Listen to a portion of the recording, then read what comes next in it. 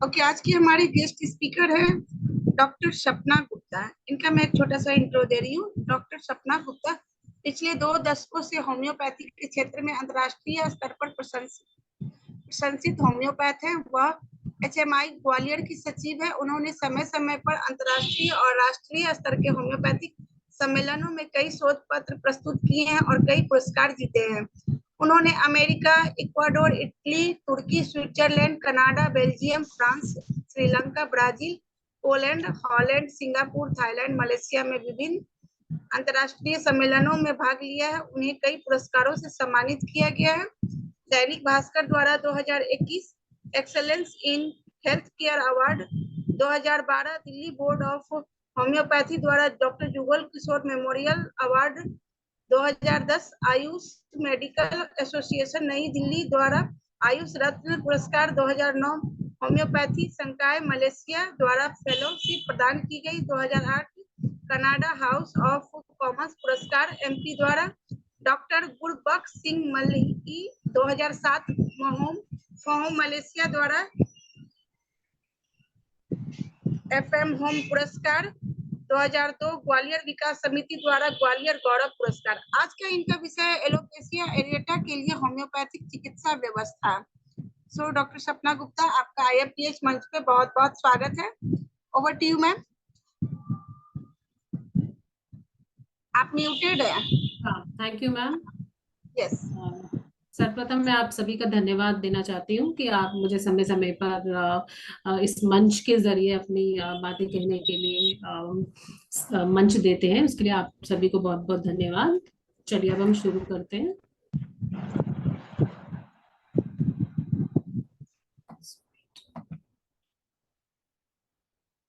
क्या आप सभी मेरा स्क्रीन देख सकते हैं प्रेजेंटेशन का? Yes ma'am, it's visible. ठीक है। तो आज हम एलोपेशिया एरिएटा के बारे में बात करना चाह रहे हैं, जो बेसिकली एक ऑटो इम्यून डिसऑर्डर है। तो ऑटो इम्यून डिसऑर्डर बेसिकली वो डिसऑर्डर होते हैं जिनमें कि हमारे शरीर की प्रतिरोधक क्षमता हमारे शरीर पर ही अटैक करती है। जैसा कि हमें याद होगा 31 अक्टूबर 1984 ये हमारे भारत के इतिहास में एक काला दिवस था। तो इसमें भी जिस प्रकार ऑटो इम्यून डिसऑर्डर्स होते हैं, तो उस समय इंदिरा गांधी जी का असैसिनेशन हुआ था उन्हीं के स्वयं के बॉडीगार्ड द्वारा। तो इसी प्रकार ऑटो इम्यून डिसऑर्डर जो हमारे शरीर के बॉडीगार्ड होते हैं, रक्षक होते हैं, वो हमारे ही शरीर के भक्षक बन जाते हैं। तब इस प्रकार की स्थिति पैदा होती है। आप देख स्वयं से लड़ाई कर रहे हैं तो आपके हेयर फॉलिकल्स पे अटैक करता है आपका इम्यून सिस्टम, और आपको इस स्थिति में ले आता है कि आपके बाल झड़ने लगते हैं।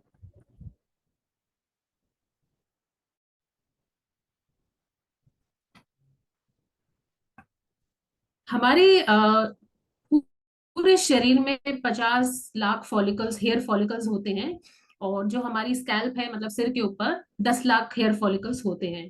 तो ये तो काफी सारे होते हैं।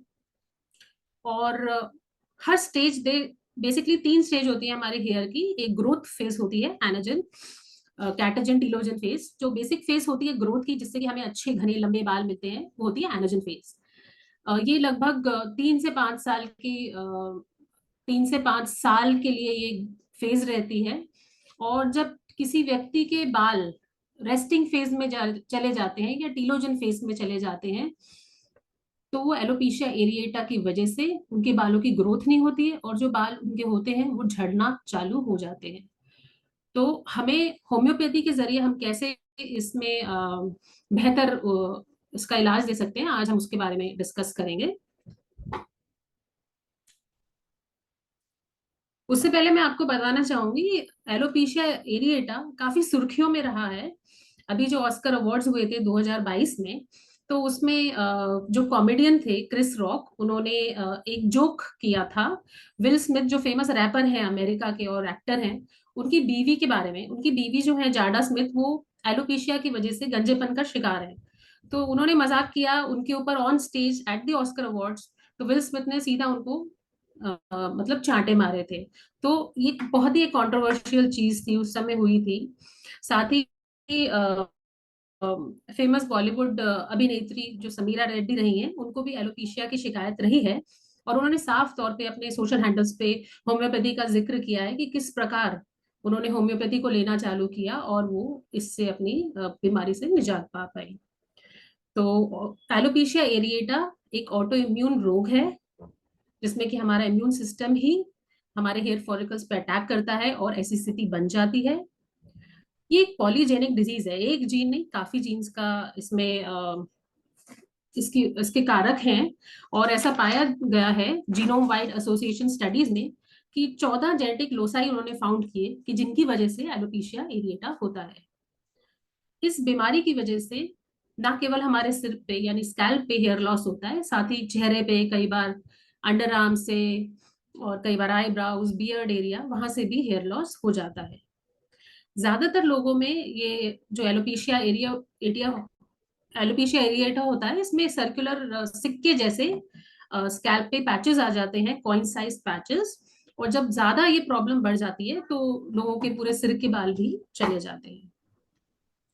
अब इसके फैक्ट्स देखें तो 160 मिलियन पीपल विश्व में लोग इससे ग्रस्त हैं, और यूएस की बात करें तो 6.7 मिलियन लोग एलोपेशिया एरिएटा से ग्रस्त हैं, और 40 वर्ष की उम्र से पहले 80% लोग जो इसके शिकार होते हैं वो साइंस दिखाने लगते हैं एलोपेशिया के, और 40% लोगों में इसके लक्षण आने शुरू हो जाते हैं 20 वर्ष की उम्र के आसपास। और ऐसा पाया गया है कि महिलाओं में एलोपेशिया होने की ज्यादा संभावना रहती है, यानी कि पुरुषों से ज्यादा, और जो एशियन, ब्लैक और जो स्पेनिश लोग हैं उनमें इसकी अधिकता पाई जाती है इस रोग की। तो एलोपेशिया शब्द का अर्थ है बॉल्ड, और एरिएटा का मतलब पैची, जो कॉइन साइज के पैचेस होते हैं या चकत्ते पड़ जाते हैं गोल गोल, उसे हम एलोपेशिया एरिएटा के नाम से जानते हैं। तो ये पैची भी हो सकता है, टोटालिस भी हो सकता है, और यूनिवर्सैलिस भी हो सकता है। पैची में एक या दो या एक से ज्यादा कॉइन साइज के हिसाब से ओवल पैचेस हो जाते हैं स्कैल्प में। जब आपके पूरे सिर के बाल चले जाएं तो वो एक टोटालिस के रूप में जाना जाता है, जहाँ पूरे स्कैल्प से बाल झड़ जाते हैं। और ये एक जो यूनिवर्सैलिस है, एक रेयर है, जिसमें कि पूरे शरीर से आईब्राउज, आईलैशेस और भी पूरे शरीर से हेयर लॉस हो जाता है। और ये दो और रेयर टाइप्स के हैं एलोपेशिया, एक है डिफ्यूज, एक है एलोपेशिया ओफियासिस। डिफ्यूज में सडन और अनएक्सपेक्टेड एकदम से बाल पतले होना पूरे स्कैल्प से, तो वो डिफ्यूज कहलाता है। साथ ही अगर एक बैंड एक तरफ से बाल चले जाएं इकट्ठे, जैसे कि हम इस चित्र में देख सकते हैं, तो उसे एलोपेशिया ओफियासिस के नाम से जाना जाता है। अब लक्षणों की बात करें तो इसके प्राइमरी जो बेसिक लक्षण है उसमें बालों का झड़ना रहता है, लेकिन साथ साथ इसमें नाखूनों में भी परिवर्तन पाए जाते हैं।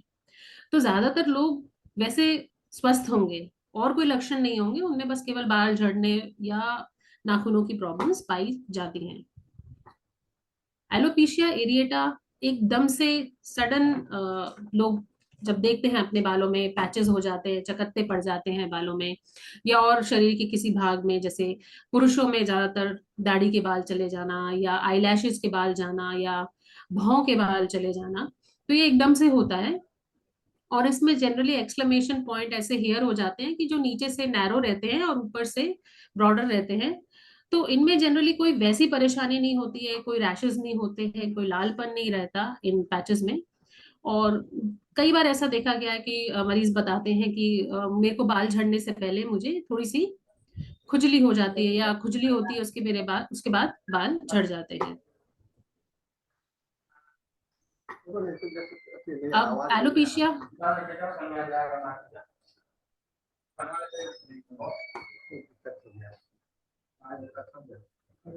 एलोपेशिया की केसेस में, hello, yes, should I continue? आवाज आ रही है? कंटिन्यू। हाँ आ रही जी है, जी, कंटिन्यू करें मैम। ओके, मुझे आवाज आई तो मुझे डाउट। ओके, हेयर चेंजेस में कई बार ऐसी पॉसिबिलिटीज हो जाती हैं। मरीज पूछता है हमसे कि भाई मेरे बाल आएंगे कि नहीं आएंगे, या दोबारा तो नहीं झड़ जाएंगे। तो ऐसा अलग अलग केसेस का प्रोग्नोसिस अलग होता है, तो उसके बारे में हम थोड़ा जानकारी लेते हैं। हेयर जनरली, बाल जनरली उग जाते हैं कुछ ही महीनों के बाद, और ये कई बार सफेद या ग्रे बाल हमें दिखाई देते हैं, बट वो भी धीरे धीरे नेचुरल हो सकते हैं विद टाइम। कई बार एक पैच आया तो फिर ये पैचेस बढ़ते जाते हैं, और ऐसा भी देखा गया है कि कई छोटे पैच जुड़ के एक बड़ा पैच बना लेते हैं, और कई केसेस में, रेयर केसेस में, कि पूरे ही सिर में गंजापन आ जाता है, जिसे कि हम टोटालिस के नाम से जानते हैं। और जब ज्यादा दिक्कत होती है तो ये प्रोग्रेस करता है यूनिवर्सैलिस की तरफ, जहाँ की संपूर्ण शरीर से सभी प्रकार के हेयर का गायब हो जाना। तो ये काफी रेयर होता है, लेकिन इसका प्रोग्नोसिस ऐसे हो सकता है। अब मरीज पूछते हैं कि भाई मेरा क्या प्रोग्नोसिस रहेगा, कि मैं ठीक हो सकता हूँ, नहीं हो सकता। तो ये कुछ फैक्टर्स हैं, अगर हम इनको देखें तो इनसे हम बता सकते हैं उन्हें कि उनको क्या रिजल्ट मिलेंगे। तो हेयर जो जिनके रीग्रो हो सकते हैं मोर फुली इन पीपल, जिनका हेयर लॉस ज्यादा नहीं हुआ है, लेस एक्सटेंसिव हुआ है, और लेटर एज ऑफ ऑनसेट है, मतलब उनकी उम्र ज्यादा है और अभी उनको दिक्कत हुई है। जिन लोगों में कम उम्र पे होते हैं तो उनका प्रोग्नोसिस इतना अच्छा नहीं होता है, इजी नहीं होता। और साथ ही जिनमें, जिनके नाखूनों में कोई चेंजेस नहीं आते हैं, तो वो बहुत इजीली उनकी ये प्रॉब्लम रिवर्स हो जाती है। साथ ही जिनके अंदर कोई फैमिली हिस्ट्री नहीं हो इस रोग की, तो उनको भी बहुत आसानी से सफलता मिल सकती है। जिन लोगों में नाखूनों में चेंजेस आते हैं, जैसे कि रिजेस हो या पिट्स हो, स्पेशली उन लोगों में ज्यादा हेयर लॉस हो जाता है। तो ऐसे में उन्हें ठीक करना या उनका स्वतः ठीक होना पॉसिबल नहीं होता, लेकिन उनको ठीक करने के लिए काफी समय लगता है। अब बात करते हैं इसके सारे कारणों की। ऑटो इम्यून कारणों की वजह से ही होता है, साथ ही जेनेटिक कारण है ही। और जिन लोगों को सोराइसिस, थायराइड डिजीज या विटिलिगो की प्रॉब्लम रहती है, उनमें इसका रिस्क फैक्टर बढ़ जाता है। साथ ही जिन्हें अस्थमा की शिकायत है, हे फीवर की या डर्मेटाइटिस की, उनके केस में भी इसका रिस्क फैक्टर बढ़ जाता है। और कई केसेस में, जैसे जिनको की कैंसर है, तो उनको ये नाइवोल्यूम जो मेडिसिन है ये दी जाती है, तो उसकी वजह से एलोपीशिया हो जाता है। बट ये तो उस केस में जिनको कैंसर है, तो अगर उनको एलोपीशिया होता है तो ये माना जाता है कि ड्रग एक्ट कर रही है, तो उस केस में भी रिस्क फैक्टर्स बढ़ जाते हैं। साथ ही सिगरेट स्मोकिंग, तो जो लोग प्रतिदिन 6 सिगरेट स्मोक करते हैं, तो ऐसा एक रिसर्च में पाया गया है, तो उनके अंदर एलोपीशिया होने के ज्यादा चांसेस रहते हैं। और लास्ट बहुत ही इंपॉर्टेंट पॉइंट है कि विटामिन की डेफिशिएंसीज। आज के युग में चूंकि खान पान हमारा लोगों का इतना खराब हो चुका है, फास्ट फूड का प्रचलन ज्यादा हो गया है, और हम स्वस्थ चीजें, हेल्दी चीजें नहीं खाना चाहते हैं, तो विटामिन डेफिशिएंसीज बहुत हो रही हैं। चाहे हम बात करें विटामिन डी की, चाहे हम बात करें विटामिन ए की, तो ऐसी बहुत सारी डेफिशिएंसीज हैं। अगर ये डेफिशिएंसीज रहेंगी तो एलोपीशिया होने का खतरा ज्यादा बना रहता है। और विटामिन ए के बारे में तो एक रिसर्च हुई है कि उसमें पाया गया कि विटामिन ए का जो लेवल है वो बिल्कुल सही होना चाहिए। कम होगा तो भी हो जाएगा, और ज्यादा लेवल हुआ तो भी इसमें दिक्कत आएगी। साथ ही जहाँ विटामिन डी की डेफिशिएंसी है, वहां पे उसका सप्लीमेंटेशन करना बहुत आवश्यक हो जाता है, नहीं तो आप अपने मरीजों को बेहतर रिजल्ट नहीं दे पाएंगे। तो हमेशा कोई भी एलोपीशिया का पेशेंट आए तो ये जांच भी करानी हमें आवश्यक है कि विटामिन डेफिशिएंसीज तो नहीं हो रही। हैनीमैन जी ने भी बताया है कि कोई भी रोग हो, खाली दवाओं से इलाज नहीं होता है। कोशिश करिए कि वो डाइट से, हमारा अपना रेजीम जो है, डेली रूटीन ठीक करें, तो उनसे भी हम बहुत सारे रोगों को ठीक कर सकते हैं। साथ ही एलोपीशिया एरिएटा जिनमें प्रोग्नोसिस अच्छा नहीं है, तो हमें दवाई तो खैर देनी ही पड़ेगी, लेकिन साथ में अगर हम डाइट का, खान पान का ध्यान रखेंगे, तो हम बहुत जल्दी अपने मरीज को रिजल्ट दे सकेंगे। तो जैसे कि मैं बता रही थी कि ज्यादा वेजिटेबल्स खानी चाहिए, ज्यादा फलों का सेवन करना चाहिए, और हेल्दी फैट्स, इनका हमें सेवन करना चाहिए कि ये प्रॉब्लम से हम जल्दी निजात पा पाए। चाहे जैसे ऑलिव ऑयल हो, एवोकाडो हो, अनस्वीटेंड कोकोनट हो, सिट्रस फ्रूट्स, ये हम अगर मरीज को सलाह देंगे तो उन्हें बहुत जल्दी आराम मिलेगा।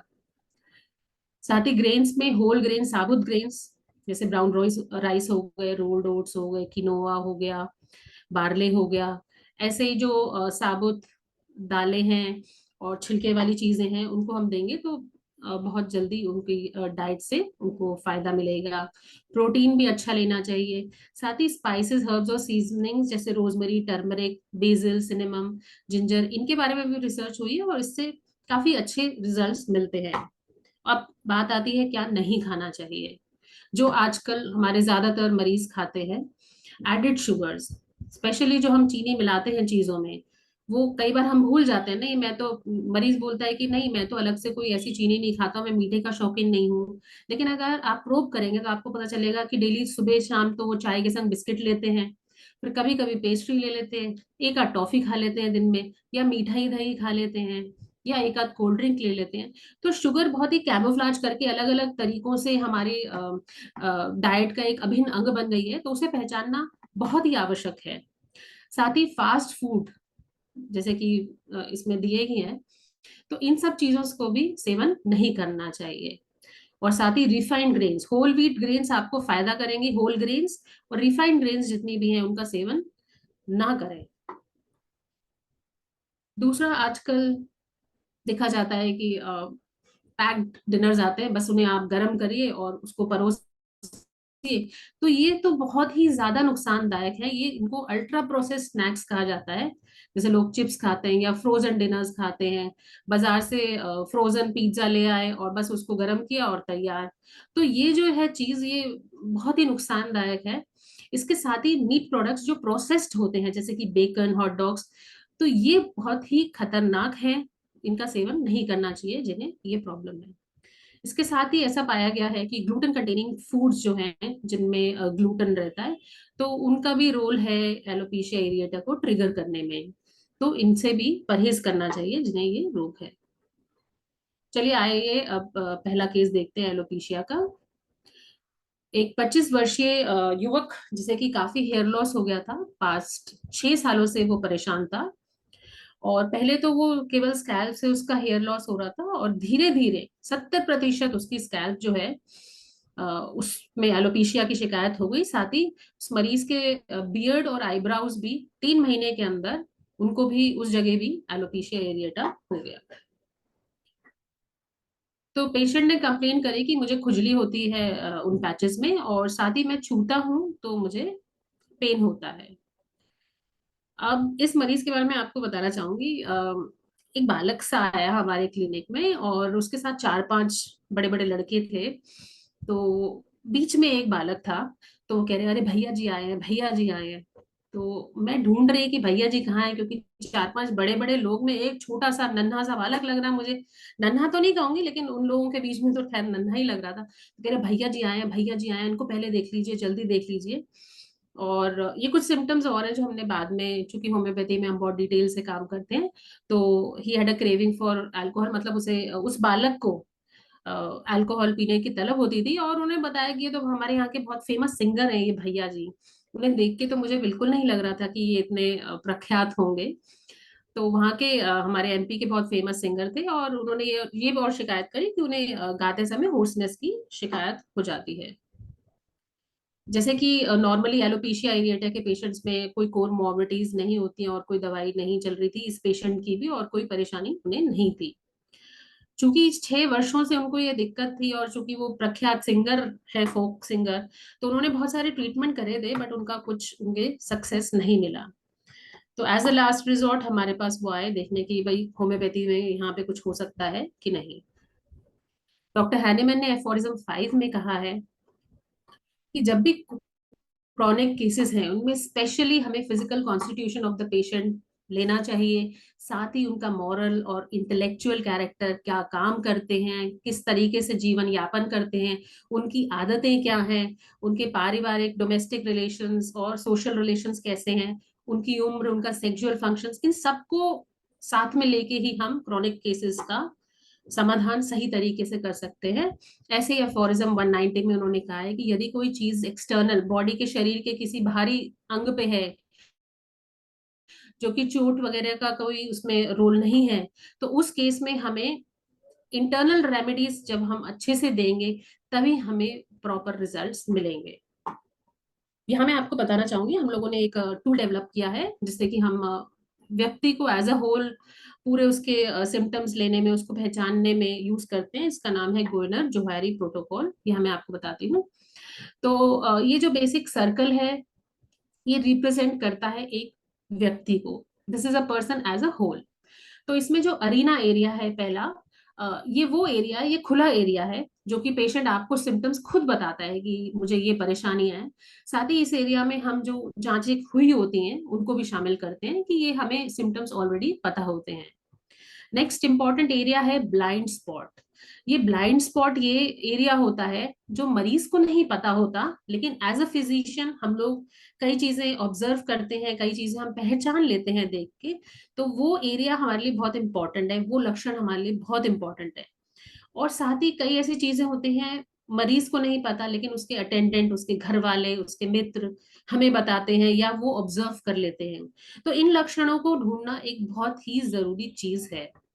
नेक्स्ट अपन बात करेंगे, नेक्स्ट एरिया है फसाड, जो कि बेसिकली वो एरिया है कि जो मरीज हमें दिखाना नहीं चाहता।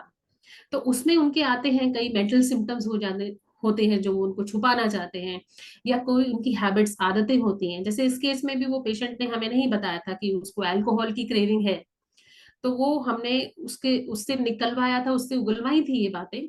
तो इस एरिया पे भी वर्क करना बहुत जरूरी है, तभी आप अपने रोगी को पूर्णतः पहचान पाएंगे। लास्ट और सबसे इम्पोर्टेंट एरिया है ये अननोन एरिया, जिसके बारे में ना रोगी को पता होता है, ना हम भी ऐसे आजमा पाते हैं। तो इसके लिए हम होम्योपैथ्स पूछते हैं कि सबकॉन्शियस माइंड में उस व्यक्ति के क्या चल रहा है। तो ये जनरली रिसर्फेस होता है ड्रीम्स के हिसाब से, डिल्यूजन्स के हिसाब से, और ये फियर्स के रूप में भी हम कई बार जान पाते हैं रोगी का अननोन एरिया। तो एज अ होम्योपैथ हमें यदि अपने अपने बेटर रिजल्ट्स देने हैं, तो हमें जो अरीना एरिया है उसको, ओपन एरिया को ज्यादा बढ़ाना है, हिडन को छोटा करना है, नोन को भी छोटा करके उसे ओपन एरिया में कन्वर्ट करना है। और जब से हम लोग ने ये प्रोटोकॉल यूज करना शुरू किया हर हर पेशेंट के ऊपर, तो हमें बहुत अच्छे और बेहतर परिणाम मिल रहे हैं। तो इस केस में ओपन एरिया में जो मरीज ने रूब्रिक्स बताए थे कि उन्हें बाल झड़ने की प्रॉब्लम हो रही है, जो स्पॉट्स में एलोपेशिया के फॉर्म में हो रही है, इवन दाढ़ी के बाल उनके जा रहे थे। साथ ही जो बालों को छूने पे उनको दर्द हो रहा था, कंघी भी करते थे तो उन्हें दर्द होता था, और खुजली भी होती थी उन्हें इन स्पॉट्स में। और साथ ही उन्होंने एक और चीज बताई थी कि उन्हें बहुत वीकनेस लगती है। और उन्होंने खास ये बताया था कि वीकनेस कब, सोने के बाद उनको ज्यादा वीकनेस लगती है, या वो कुछ मेंटल वर्क करें तो उन्हें ये वीकनेस ज्यादा लगती है। ये है ब्लाइंड एरिया, जिसके बारे में कि उनकी माता जी ने बताया था, ये तो उन्होंने गौर नहीं किया था पेशेंट ने, कि उन्हें बहुत पर्सपिरेशन होता है, और पर्सपिरेशन जो उनका है वो स्टेन कर देता है लिनन को इन स्पॉट्स। नेक्स्ट है ये हिडन एरिया, जो काफी कुछ हमें पेशेंट को बेहतर समझने में इसने हेल्प किया, कि वो भूल जाते थे, जो भी काम कर रहे होते थे वो भूल जाते थे। और ये सब चीजें आपको मरीज अपने अटेंडर्स के सामने नहीं बताना चाहता है ज्यादातर, तो आपको अलग से हिस्ट्री लेते हैं तब उसमें ये आप ले सकते हैं। और उन्हें जो है अपने दोस्तों, इवन इंटीमेट दोस्तों से एवर्जन था, उनकी कंपनी में नहीं रहना चाहते थे। और चूंकि आए ही वो अपने दोस्तों के साथ थे, तो वो बहुत ही अच्छी चीज मिली हमें। और साथ ही चूंकि वो सिंगर थे, तो वो इस लोगों को बताना भी नहीं चाहते थे इस प्रॉब्लम के बारे में, कि उनको गाते समय जब भी गाना शुरू कर देते उनको वॉइस में होर्सनेस की प्रॉब्लम होती थी। अब ये हमने जब से शुरू किया है अननोन एरिया और ये सब फसाड एरिया के बारे में, ये जो हमें सिम्टम्स मिलते हैं बहुत ही अच्छे मिलते हैं। तो उन्होंने बताया कि जो दिन में भूल जाते थे बिजनेस, जो भी काम करना, तो वो उनको सपनों में याद आता था। एक बहुत ही इंटरेस्टिंग एक और मैं आपको बताती हूँ इसके बारे में। अ, इस केस में चलिए आगे बढ़ते हैं। फैमिली हिस्ट्री, इनको टाइफाइड हुआ था, मलेरिया, और फादर को हाइपरटेंशन की शिकायत रही है, और मम्मी को अस्थमा की। यहाँ आ गई उनकी desires for alcohol and tea and aversion to salt. और उनको थकान जो थी वो सोने के बाद होती थी, और उसका कारण ये था कि वो बोलते थे मुझे नींद अच्छे से नहीं आती है। उनकी ऐसी नींद थी, थोड़ी देर सोएंगे फिर उठ जाएंगे। तो अगर यही पूरी रात चलता रहता था तो he was aggravated bye sleep और हीट से। ये उनकी जनरलिटीज हैं। कॉन्स्टिपेशन था उनको, और stool was hard, sleep was disturb, इसमें जैसे कैटनैप स्लीप होती है इस टाइप की स्लीप थी उनकी। और एपेटाइट उनकी एवरेज थी, साथ ही इस पेशेंट की प्यास कम थी और थ्रोट में होर्सनेस एग्रेवेटेड ऑन सिंगिंग। तो हमने ये रिपर्टराइज किया, इसमें सेलिनियम, नाइट्रोम्यूल, कैलकेरिया, कार्ब, लाइकोपोडियम, ये सब दवाइयाँ आई। और पूरा हमने इसको रिपर्टराइज करने के बाद इनके लिए जो दवाई चुनी वो थी सेलिनियम मेटालिकम। यहाँ आप देखिए पेशेंट को, ये बिफोर ट्रीटमेंट का है। तो इनको देख के पहचान पाना कि ये कोई एक फेमस हस्ती या भैया जी हैं, ये मेरे लिए तो मुश्किल था, शायद आपके लिए भी उतना ही मुश्किल होगा। लेकिन जब आप लास्ट की उनकी फोटो देखेंगे ठीक होने के बाद, तब आप कहेंगे कि ये वाकई भैया जी थे, लेकिन ये तो कोई और ही व्यक्ति लग रहा है। चलिए, हम लोगों ने सेलिनियम 200 से स्टार्ट किया, वीकली डोज दिया इनको। तो पेशेंट को 1 महीने बाद उन्होंने बताया कि मैं रात में चैन से सो पाया। तो सबसे बड़ा रिलीफ एज अ होम्योपैथ, जो व्यक्ति सो नहीं पा रहा था, सोने से उसको वीकनेस बढ़ रही थी, थोड़ी देर सोता था फिर जाग जाता था, उसमें आराम मिलना, that was quite commendable for us. 6 वर्षों से उनको ये दिक्कत थी और उन्होंने ये बोला जब हेयर फॉल मेरा थोड़ा कम हो गया है तो हमने बहुत राहत की सांस ली और अच्छा लगा। साथ ही खुजली भी उन्होंने बताया कि कम हो गई है। तो हमने यही प्रोटोकॉल नेक्स्ट मंथ भी दिया। अब नेक्स्ट मंथ जो पेशेंट थे उनका हेयर फॉल अब बिल्कुल खत्म हो गया था। 6 वर्ष के बाद पहली बार 2 महीने की दवाई खाने के बाद उन्होंने बोला कि हाँ मुझे अब बहुत आराम है। और साथ ही कोई इचिंग भी नहीं थी और बालों ने उगना चालू कर दिया था। तो यहाँ पे लगता है कि हम लोग तो कुछ भी नहीं कर रहे हैं, डॉक्टर हैनीमैन ने कितना दिमाग लगाया, उन्होंने कितनी अपनी एनर्जी यूटिलाइज करके क्या पैथी बनाई है कि 6 वर्ष की प्रॉब्लम जो एलोपैथी से भी ट्रीट नहीं हो पाई और होम्योपैथी ने इतने अच्छे रिजल्ट देने चालू कर दिए। और पेशेंट को भी बहुत अब एनर्जेटिक महसूस हो रहा था और वो बहुत खुश था कि मुझे तो पता ही नहीं था कि मैं ठीक हो सकता हूँ, वो भी होम्योपैथी से। तो ऐसा बहुत केसेस में होता है। ये 3 मंथ के बाद का चित्र है, उन्होंने काफी आराम मिला था। यहाँ पे आप देख सकते हैं, यहाँ पे उनके पैचेस में बाल उगने शुरू हो चुके हैं। 5 महीने हम लोगों ने उन्हें सेलिनियम 200 दिया और जब सेलिनियम 200 का एक्शन कंप्लीट हो गया और उन्हें अगेन बाल झड़ने की और थोड़ा इचिंग की प्रॉब्लम्स हुई, यहाँ पे हमने उनकी पोटेंसी इंक्रीज करके सेलिनियम 1 mg फोर्टनाइटली दी। ये देखिए आप 6 महीने के बाद उनका कितनी अच्छी प्रोग्रेस हो गई है इस केस में। फिर उसके बाद सेलिनियम 1 mg देने के बाद ही पेशेंट ने बोला कि अब हेयर लॉस में बहुत आराम है, वो बंद हो गई है और रीग्रोथ भी बहुत ही फास्टर पेस पे हो रही थी। अब इवन उनकी याददाश्त भी इम्प्रूव हो गई थी, वो जैसे रात में सपनों में वो सोचते थे कि मेरे को क्या करना है काम, तो वो भूलते नहीं थे अब दिन में वो सब चीजें। और उनको बहुत आराम मिला था कि चूंकि वो सिंगर थे तो उन्हें अब कोई दिक्कत नहीं होती थी, सिंगिंग का प्रॉब्लम भी चली गई थी। अभी देखिए 8 महीने के बाद काफी अच्छी रीग्रोथ हो गई है इस पेशेंट की। ये देखिए उनका फाइनल फोटो है। अब इसको देख के हम कह सकते हैं कि वाकई में ये कोई फेमस पर्सनालिटी है। वहां तो मैं एक बालक समझ रही थी और यहाँ पे होम्योपैथी फायदा दिया कि उनकी तो जिंदगी ही बदल गई। चलिए अब हम ये देखिए आप यहाँ पे स्टार्टिंग में फर्स्ट फर्स्ट सिचुएशन और रिजल्ट होम्योपैथी से मिले। नेक्स्ट हम नेक्स्ट केस डिस्कस करते हैं। एक 13 वर्षीय लड़की ने उसको भी प्रॉब्लम थी एलोपेशिया एरिएटा की। उसे 2 बॉल्ड पैचेस थे स्कैल्प पे, 1.5 वर्ष से वो इस परेशानी से जूझ रही थी और वो पैचेस धीरे धीरे बढ़ते जा रहे थे। इन्होंने भी काफी एलोपैथिक और होम्योपैथिक ट्रीटमेंट लिया था बिना फायदे के, मतलब कोई रिलीफ नहीं मिला था इनको उन ट्रीटमेंट से। उसके बाद वो हमें दिखाने आई थी। इनको भी स्कैल्प में इचिंग की शिकायत थी, जहाँ बोले खुजली होती है मुझे सिर में, और साथ ही इन्हें पेट में अक्सर पेट में दर्द की भी शिकायत थी। और चूंकि वो एक लड़की थी तो उनके पेरेंट्स, जैसे कि आज लड़कियों के पेरेंट्स ज्यादा ही चिंतित रहते हैं। अभी तो वो मात्र छोटी सी बच्ची थी वो, लेकिन उनके पेरेंट्स एक्सट्रीमली वरिड थे। वो कह रहे थे कि इनकी शादी कैसे हुई, इसके तो बाल झड़ रहे हैं, तो गंजी हो जाएगी, तो हम इसकी शादी कैसे कर पाएंगे, फिर क्या होगा। अब देखिए इतना ज्यादा वरिड थे वो लोग।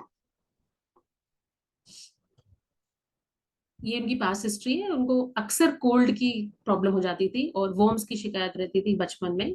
और फैमिली हिस्ट्री देखें तो मदर को अर्थराइटिस की प्रॉब्लम है और ग्रैंडफादर को अस्थमा की शिकायत रही है। तो यहाँ पे हमने उनका जो हिस्ट्री ली, तो उसमें जो ओपन एरिया में उन्होंने हमें बताया कि उनको हेयर फॉल की शिकायत है और वो पैचेस में और खुजली भी हो रही है, साथ ही पेट में दर्द की भी शिकायत बताई। और एक चीज ये मैंने नोट करी कि वो बार बार अपना नोज रब कर रही थी, तो ये एक पार्ट था कि जो पेशेंट को नहीं पता था। ये देखिए यहाँ पे उनका एक पैच दिख रहा है, एक और पैच है वो मैं आपको दूसरी फोटो में दिखाऊंगी बाद में। चलिए यहाँ पे हमने फटाफट से उनका केस प्रिस्क्राइब किया और उनको सिना 200 की एक सिंगल डोज दी गई। और फिर उन्होंने पेशेंट ने बताया 2 महीने बाद कि उनकी जो प्रॉब्लम है पेट दर्द वाली, वो तो ठीक थी, लेकिन उनके जो बॉल्ड स्पॉट्स हैं जिसके प्रति वो बेहद चिंतित थे, वो बढ़ते ही जा रहे हैं। इवन अभी भी और बढ़ते ही जा रहे थे। और फैमिली, जैसे मैं आपको बता ही रही थी, वो बहुत ज्यादा चिंतित थी उनकी बीमारी के बारे में और उनके भविष्य के बारे में।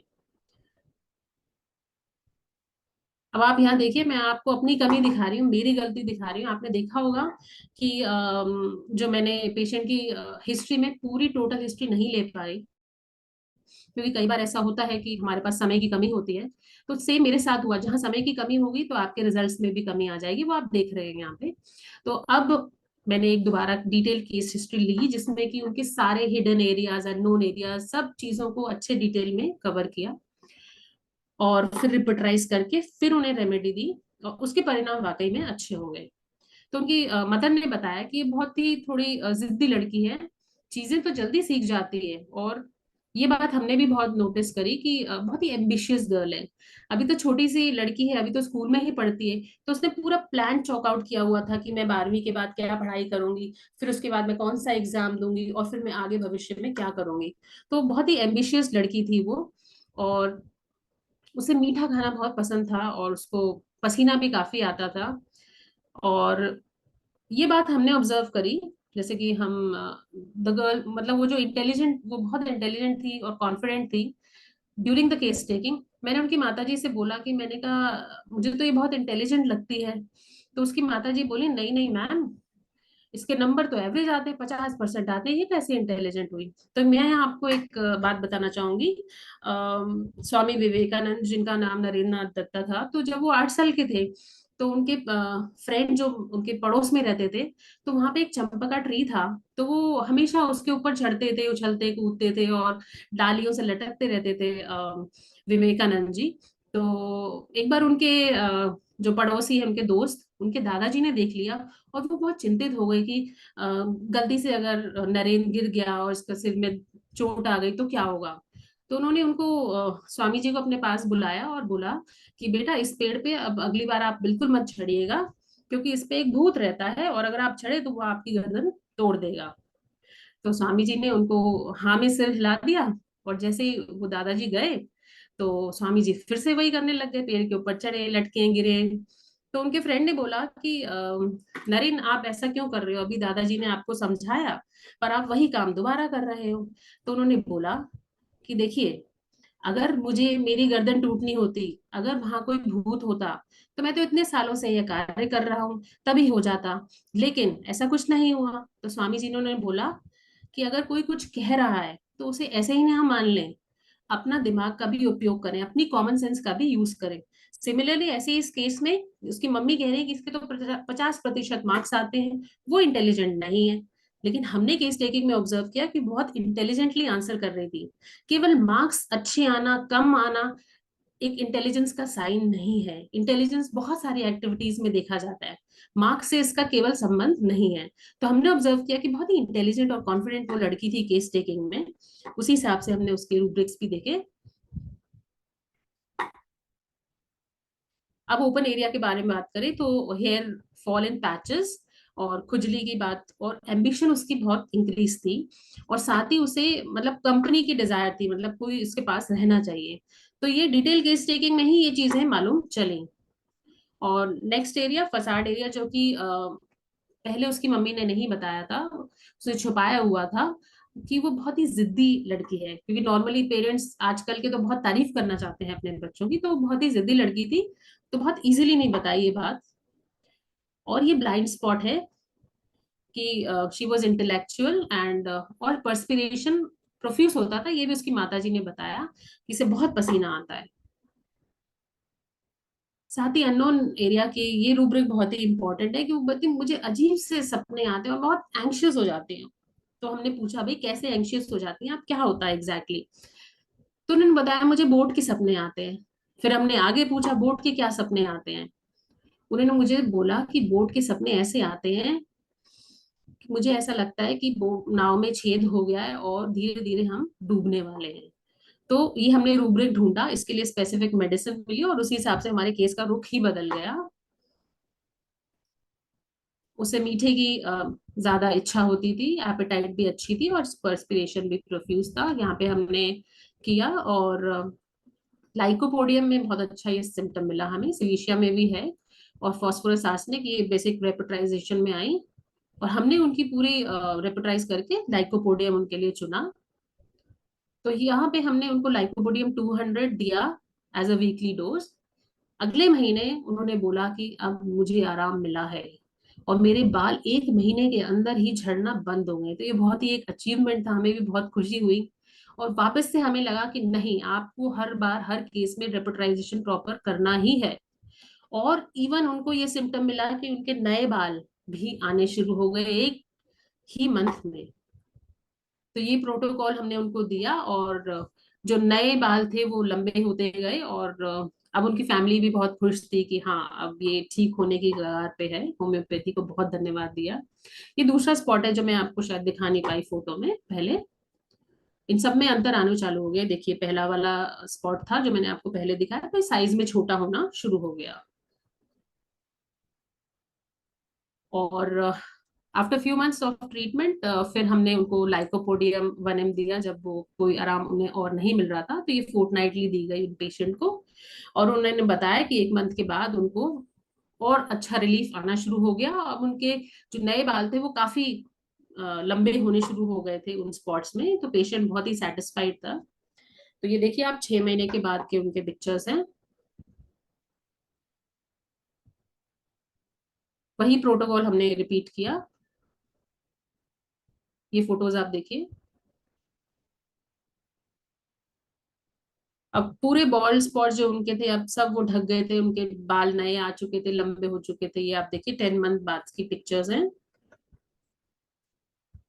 और ये आपको मैं फाइनल पिक्चर दिखाती हूँ। ये है उनकी फाइनल पिक्चर। तो अब हम यहाँ पे एक कंपैरेटिव देखें। ये पहले के उनके स्पॉट थे, ये 3 मंथ्स के बाद, फिर उसके बाद 6 और 8 फिर 10। तो ऐसी बहुत सारी होम्योपैथिक दवाइयां हैं जिनके बारे में हम बात करेंगे जो एलोपेशिया एरिएटा के केसेस में बहुत अच्छा आराम देती है। जैसे कि हमने पहले केस में देखा था सेलिनियम। इसमें जब हेयर फॉल होता है, जब हम कंघी करते हैं, जब पेशेंट कंप्लेन करे हेयर फॉल, तो ये बहुत अच्छा लक्षण है। साथ ही वो चाहते नहीं है कि कोई उनके बाल भी छुए, तो ये सेलिनियम का एक बहुत अच्छा लक्षण है। और इसमें अ, मरीज के ब्राउज से, बियर्ड से, जेनाइटल्स के सब जगह से बाल झड़ने चालू हो जाते हैं। एक और इम्पोर्टेंट दवाई है नेट्रम म्यूरेटिकम। तो इस केस में हमने देखा है जहाँ पे हिस्ट्री हो ग्रीफ की और वो क्रॉनिक ग्रीफ हो और उन्हें बाल झड़ने की प्रॉब्लम उसके बाद से शुरू हुई हो, तो उस केस में बहुत अच्छे परिणाम मिलते हैं नेट्रम म्यूर के केस में।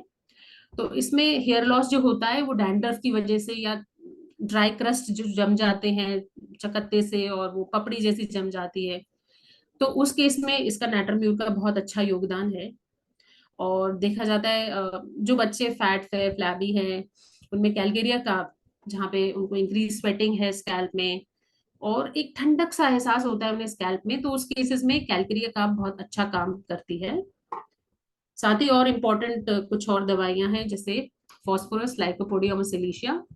तो फॉस्फोरस लीन थिन पर्सनालिटीज में जिन्हें बहुत ही क्रेविंग होती है आइसी कोल्ड ड्रिंक्स की या आइसक्रीम्स की, और हेयर फॉल पैचेस में होता है और डैंड्रफ की प्रॉब्लम होती है, इचिंग की होती है और प्रोमिनेंटली फोरहेड से जब बाल झड़ते हैं, तो फॉस्फोरस बहुत ही एक इम्पॉर्टेंट दवाई है। साथ ही लाइकोपोडियम, जैसे कि हमने इस सेकंड केस में लाइकोपोडियम का यूज किया था, उसको ऐसे स्पेसिफिक ड्रीम्स आते थे कि मुझे बोट इज फाउंडिंग, मतलब नाव डूब रही है। उसी के साथ मतलब ऊपर स्कैल्प में जलन का एहसास होना, खुजली होना, और बेसिकली टॉप ऑफ स्कैल्प में होना। और साथ ही जिन लोगों में प्री मेच्योर ग्रेइंग की शिकायत है, बाल सफेद हो रहे हैं, तो उन केसेस में लाइकोपोडियम का बहुत ही अच्छा योगदान देखा गया है। और सिलिशिया उन केसेस में जिनके कोल्ड और स्वेटी पाम्स होते हैं, ऐसे लोगों में जिनमें फ्रंटल हेयर लॉस या फोरहेड रीजन में ज्यादा हो, साथ ही इसके उनको प्री मेच्योर ग्रेइंग की प्रॉब्लम हो, तो ऐसे लोगों में सिलिशिया का काफी अच्छा प्रभाव होता है। उसके अलावा और कुछ इंपॉर्टेंट दवाइयां हैं, जैसे arsenic album, vinca minor, acid fluor. Acid fluor एक बहुत अच्छी दवाई है जिसमें कि हेयर फॉल आफ्टर फीवर है, तो उस केसेस में बहुत अच्छे रिजल्ट्स देती है ये। और विनका माइनर का स्पेसिफिक रोल, जब वहाँ पे प्रॉब्लम जो है, वहाँ पे बाल झड़ते हैं और सफेद बाल आ जाते हैं, तो उन केसेस में विनका माइनर को हम उपयोग करते हैं। उसके साथ ही उन्हें खुजली और साथ ही वॉयलेंट स्क्रैचिंग, मतलब बहुत तीव्र खुजली की परेशानी भी हो, उन केस में बहुत अच्छा असर करती है। और आर्सेनिक एल्बम उन लोगों में काम बहुत अच्छा करती है जिनमें सर्कुलर बॉल्ड पैचेस के साथ जलन और खुजली की शिकायत हो, जो कि रात के समय ज्यादा एग्रवेट हो जाए और उनको भी स्कैल्प सेंसिटिव लगती है। नेक्स्ट है kali carbonicum, arnica montana and graphites. जो काली कार्बोनिकम है, जहाँ पे कि हेयर फॉल रूट से होता है, जड़ों से हेयर फॉल हो रहा है, और इसकी वजह से जो हेयर लॉस होता है वो बाल मोटे से और अलग टाइप के बाल हो जाते हैं, तो उस केसेस में काली कार्ब, जब टेक्सचर भी बदल जाता है, काफी योगदान है। साथ ही अर्निका मोंटाना बहुत ही स्टिमुलेट करती है हेयर फॉलिकल्स को, कि नए फॉलिकल्स में हेयर ग्रोथ हो, और फीमेल पैटर्न बॉल्डनेस में इसका काफी योगदान है। और ग्रेफाइटिस उन लोगों में जिनमें पैची बॉल्डनेस है, साथ ही बहुत ही स्टिकी ऊजिंग वहां से कैरेक्टर है स्कैल्प में, तो और इरप्शंस हो जाते हैं, उस केसेस में इसका योगदान है। और ये बहुत ही फेमस दवाई है वेस्ट बादन, जो कि जिसमें एकदम से बाल झड़ते हैं और एकदम से ग्रो भी करते हैं, और जो लस्टरलेस, चमकते नहीं है बाल और सख्त हो जाते हैं, उस टाइप के जब प्रॉब्लम हो तो उसमें इसका बहुत अच्छा रोल है। सल्फर बहुत ही उपयोगी दवा है, जहाँ की इचिंग है, डैंड्रफ है, बाल ड्राई हो जाते हैं, और छूने में भी उसको दर्द हो और बहुत तीव्र खुजली होती है और ऑफेंसिव स्मेल है, तो उस केस में सल्फर बहुत ही कारगर है। साथ ही हम बात करें एंटी मायस्मेटिक दवाई में सिफिलाइनम, ट्यूबरक्युलाइनम, ये सब दवाइयां बहुत ही अच्छा हमें परिणाम देती हैं कई केसेस में, जब हमारे रिजल्ट स्टक हो जाते हैं, तो उस केस में हम यूज करते हैं। और जब वो इंडिकेटेड हो, तो सिफिलाइनम में लीनियर पेन्स होते हैं, टेम्पल के अक्रॉस होंगे या फ्रॉम आईज बैकवर्ड, उसके साथ हेयर लॉस हो, और उस केस में बहुत ही अच्छा योगदान है। साथ ही नींद ना आना और अ, बाल बहुत ज्यादा झड़ना एकदम से, तो उस केसेस में इसके बारे में सोचा जा सकता है। ये मुख्य दवाइयां थी जिनका हम यूज करते हैं। Thank you very much for patient hearing.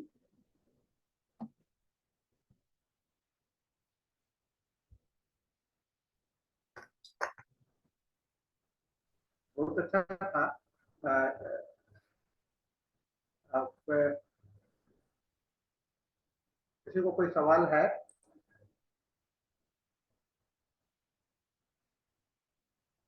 हम लोग का समय भी हो रहा है।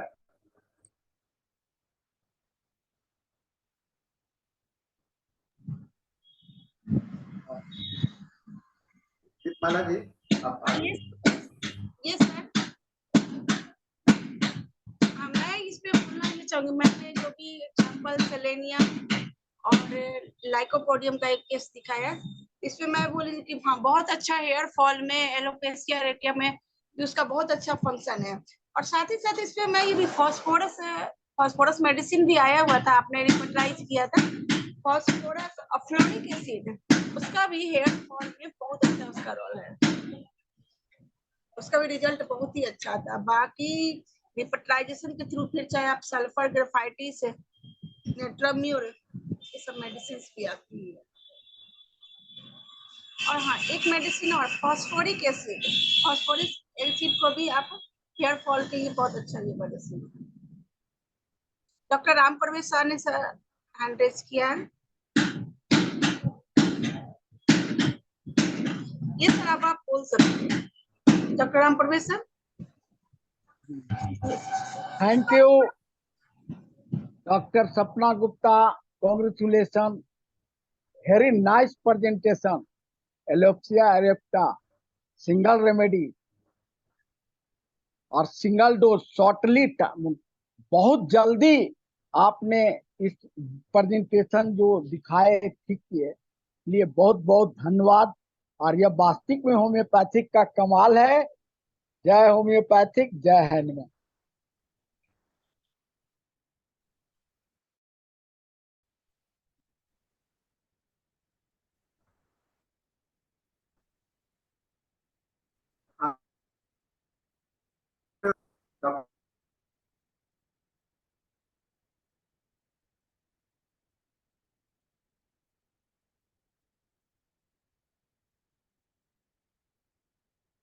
जी मैं ऑडिबल हूँ क्या?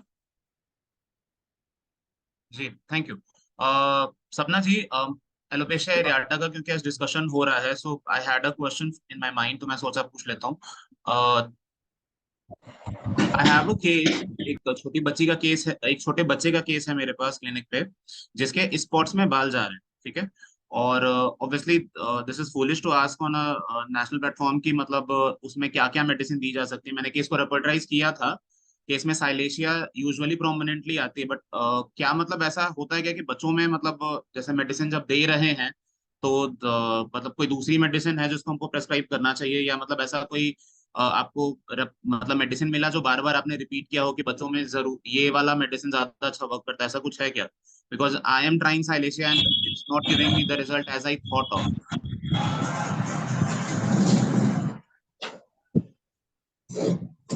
आई think doctor Sapna is not clear. लेकिन सर मिस्टर, मैं कहना चाहूंगी कि सेलेनियम बहुत अच्छा वर्क करती है, आप ट्राई कर सकते हो। मैम फास्फोरस बेसिकली 8 साल का बच्चा है और उसका बाल उड़ रहा था और उसको रिकरेंट कोल्ड और कोराइजा हुआ है बार बार। तो जब मैं हिस्ट्री जितनी बार ले रहा हूँ या जितनी बार केस ले रहा हूँ ना, केस बार बार साइलेशिया ही दिखा रहा है। मतलब रेपर्टाइज जितनी बार भी करूँ, जितने तरीके से घुमा के करूंगा, साइलेशिया ही आ रही है बार बार। और यहाँ पे रिकरेंट। मतलब मैंने सर मनीष जी, हम भी केस को देखे हैं। कभी कभी ऐसा होता है कि हम रेमेडी देते हैं लेकिन वह एक्शन नहीं करता, तो जी बैकग्राउंड सर। में ट्यूबरकुलोसिस डायथेसिस होता है। और आपने अच्छा कोराइजा के बारे में बात किया, तो बैसिलम इज द सुटेड रेमेडी। एक आध खुराक बैसिलम 200 का दीजिए, और बाकी जो रेमेडी आता है अकॉर्डिंग टू रिपर्टाइजेशन वह दीजिए, एकदम एक्शन में आ जाएगी। Thank you. Bacillinum sir.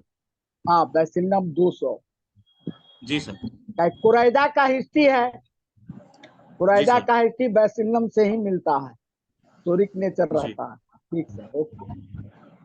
बिल्कुल बिल्कुल सही सर। अब हमारे साथ डॉक्टर सपना भी आ गई हैं। आप सर काइंडली क्वेश्चन को रिपीट कर दे, मैम भी आंसर दे देंगी। जी। सपना मैम, बेसिकली एक 8 साल का बच्चा है, इसका केस मैं देख रहा हूँ, और एलोपेशिया एरियाटा का ही केस है क्योंकि आज टॉपिक डिस्कस हो रहा था। उसके स्पॉट्स से बाल जा रहे हैं, और इस केस में मतलब जब मैं इस केस को देख रहा हूँ तो जितनी बार भी रेपर्टाइज किया है, जितनी बार भी हिस्ट्री पूछी है, बार बार रेपर्टाइजेशन शीट साइलेशिया ही शो कर रही है। मैं इस केस को 3 फॉलोअप्स में देख चुका हूँ, और साइलेशिया देने के बाद भी मुझे वैसा रिजल्ट नहीं मिला जैसा मैं एक्सपेक्ट कर रहा था, ठीक है। इस केस में बार बार कोल्ड एंड कोराइजा रिकरेंट हुआ है, तो क्या आपने कोई ऐसा केस, मतलब जैसे अभी रामप्रवेश सर ने बोला कि क्योंकि कोल्ड कोराइजा रिपीट हो रहा है तो ट्यूबरकुलोसिस हिस्ट्री हो सकती है या डायथिसिस हो सकता है, तो बेसिलिनम हम सिंगल डोज यूज करना चाहिए। आपका कोई ऐसा सजेशन होगा मैम? देखिए, बच्चों के केस में हमने बहुत सारी चीजें ऑब्जर्व की हैं, जैसे कि बहुत सारे केसेस में 80% केसेस में सिन्हा का इन्वॉल्वमेंट जरूर, एक सिंगल डोज हमें कई बार देना पड़ा है बच्चों के केसेस में, और उसके बाद से हमें अच्छे रिजल्ट्स मिलने चालू हो गए हैं। और कई बार वर्क करती है, कई बार नहीं भी करती, लेकिन बच्चों के केसेस में इसके काफी अच्छे रिजल्ट्स हैं। साथ ही जब हमें रिजल्ट्स नहीं मिल रहे हैं, we should think of intercurrent remedy. जैसे हाँ, सर ने भी कहा है इसमें ट्यूबरक्यूलर मियाज्म प्रिडोमिनेंट हो सकती है, तो उस केस में आपको ट्यूबरक्यूलाइनम, सिफिलाइनम, इन सब के बारे में भी सोचना चाहिए। क्योंकि जहाँ पे ऐसा लग रहा है कि इंडिकेटेड रेमेडी भी वर्क नहीं कर रही है, तो इंटर करेंट रेमेडी देने के बाद आपको बहुत अच्छे रिजल्ट मिल सकते हैं। तो आपको उनको ट्राई, सारे केसेस हुए हैं कि फिर हमने जब इंटरकरेंट रेमेडी दी है, ट्यूबरक्यूलाइनम, सिफिलाइनम, तो उनसे हम उसके बाद हमें बहुत ही अच्छे रिजल्ट्स हुए, इतनी प्रोग्रेस हुई है कि पेशेंट भी खुश हुआ और साथ में हमें भी बहुत सफलता मिली। तो आपको भी इसके बारे में सोचना चाहिए, है ना? जी जरूर मैम। हाँ सर, मैं भी इसमें एक ऐड करना चाहूंगी कि सर ने बिल्कुल सही बोला। आप बेसिलाइनम, ट्यूबरकुलिनम के साथ साथ आप फास्फोरस भी आप इस पे ट्राई कर सकते हैं। जी ओके, थैंक यू। अब किन्हीं और का कोई क्वेश्चन हो? अब हमारे पास ओनली 2 मिनट्स बचे हुए हैं।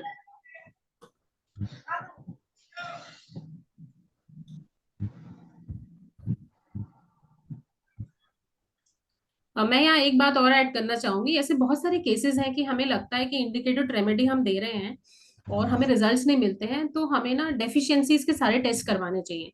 एक बहुत खूबसूरत केस था हमारा, हमने बिल्कुल इंडिकेटेड रेमेडीज दी, वो वर्क नहीं कर रही थी, और जब हमने टेस्ट कराए तो विटामिन डी डेफिशिएंसी इतनी भयंकर निकली। जैसे ही हमने साथ में सप्लीमेंटेशन दिया तो वही रेमेडी वर्क करने लग गई।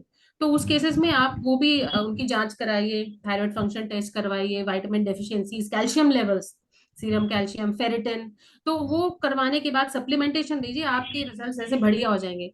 ये केवल इसी केस में नहीं, एलोपेशिया में नहीं, अगर किसी को जॉइंट्स प्रॉब्लम है, आपकी दवाइयां वर्क नहीं कर रही, इंडिकेटेड रेमेडीज आर फेलिंग, तो उस केस में भी जहां आप सप्लीमेंटेशन करते हैं जांच के बाद, वहां आपके रिजल्ट्स ऐसे हो जाते हैं कि भाई डॉक्टर साहब तो भगवान हो गए।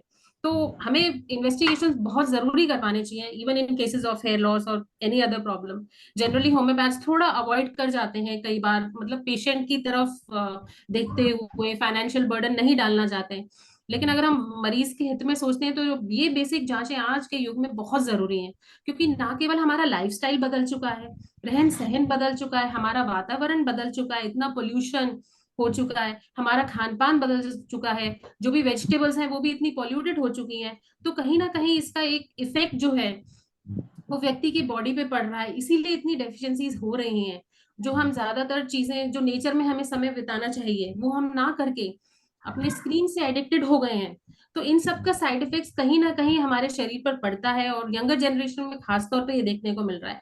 छोटे छोटे बच्चों में विटामिन डी की इतनी भयंकर डेफिशिएंसीज आपको देखने को मिलेंगी, तो उस केस में आप उनकी जांचें जरूर कराएं। तो सबसे पहले वो देखिए कहीं एक वो कारक तो नहीं है, और फिर आप वो इंटरकरेंट रेमेडीज और उन चीजों का भी ध्यान दीजिए, तभी आपको बहुत अच्छे रिजल्ट्स मिलेंगे। तो ये हमने देखा है, इसलिए मैंने आपसे ये बात शेयर करी। हम लोग बहुत सप्लीमेंटेशन करते हैं जहां भी जरूरत होती है, तो आपके रिजल्ट्स बेहतर नहीं बेस्ट हो जाएंगे। Thank you. Thank you ma'am. सही। और इस सबसे बड़ा है कि स्ट्रेस भी बहुत बड़ा कारण है। डेफिनेटली, बिल्कुल बिल्कुल। माला जी समय हो गया है। वेरी मच मैम, हमारा समय भी खत्म हो गया और हमारा हिंदी सेशन भी अब खत्म होने जा रहा है। सो अब ये मंच मैं डॉक्टर धनेश को हैंड ओवर कर रही हूँ। Over to you sir. Thank you, Dr. Deepamala and Sahani sir. Good evening, good afternoon, and good morning. Thank you, ma'am. Thank Thank you, ma'am. Thank you. This is the 1310th day of continuous webinar conducted by International Forum for Promoting Homeopathy. We welcome all to this session. Let us begin the session with 1 minute silent prayer.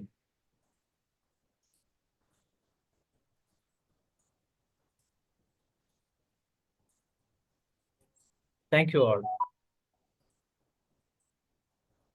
Just 8 days away from...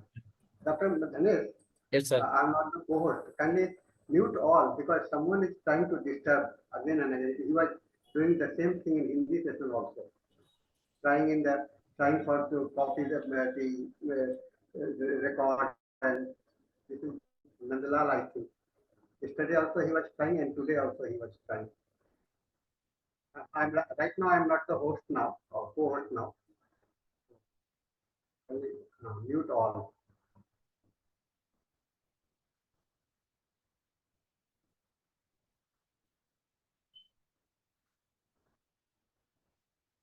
I'm not able to see you, sir.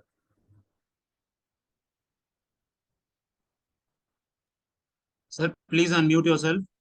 Dhanesh, sir. Okay. Okay, let us wait for 1 minute. I shall call the IFPH tech is the host. Please wait.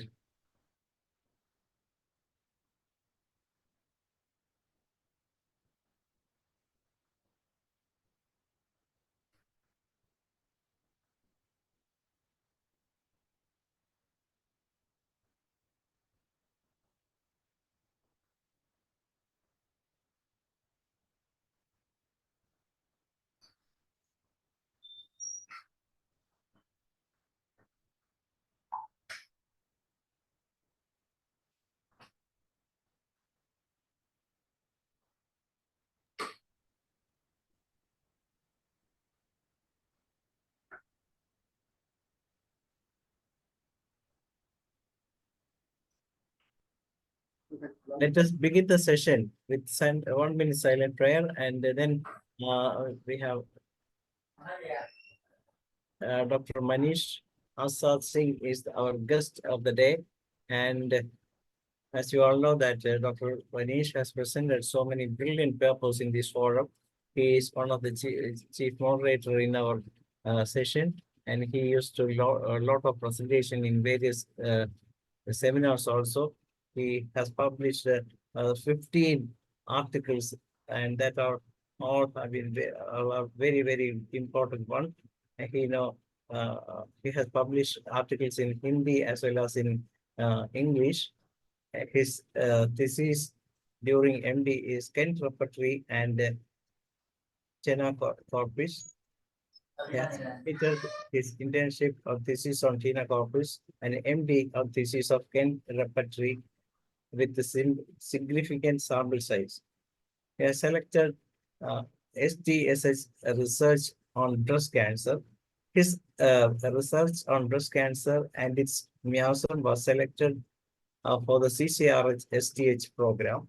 He has worked as a data collector for KAB survey.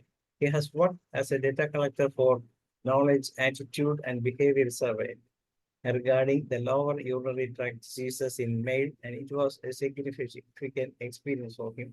He is working now as the main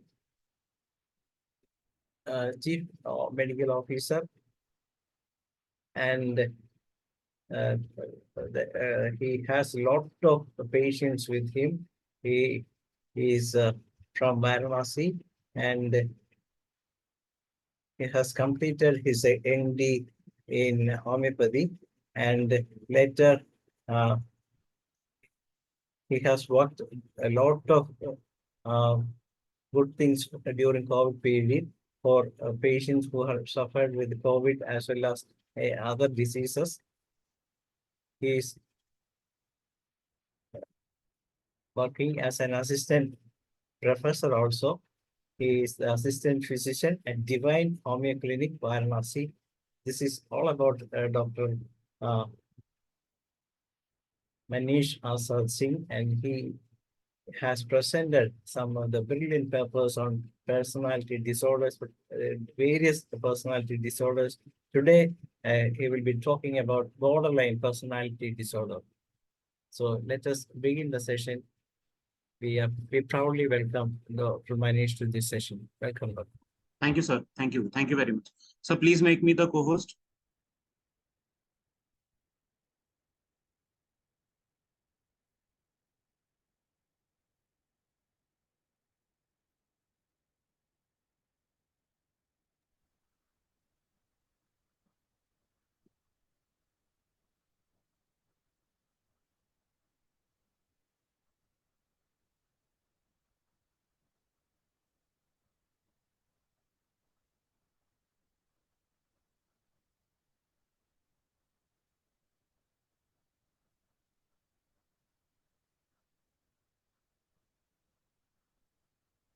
Is my screen visible?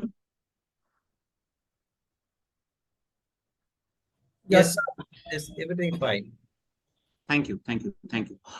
Firstly, thank you, Sahni sir, and thank you, Dr. Dhanesh, for giving me this chance to speak again on this prestigious platform of IFPH. And as we have discussed again and again, that I have been discussing types of personality disorder, and this is type B, cluster B personality disorder again, understanding borderline personality disorder. Previously, we have discussed already on this platform histrionic personality disorder, narcissistic personality disorder, antisocial personality disorder, and today we would be discussing borderline personality disorder. Firstly, let us understand what are personality disorders. I have already discussed this before 3 times, that personality disorders are a group of mental health conditions characterized by enduring patterns of behavior, cognition, inner experience that deviate significantly from cultural expectations. So basically, what it is trying to say is that there are a proper society norms that a person should behave in a certain way. Okay, so if a person is not behaving in that certain way on the basis of pattern of behavior, or on the basis of recognition, or on the basis of inner experience, then that would be termed as a personality disorder. And this would not be decided in a month or in a day.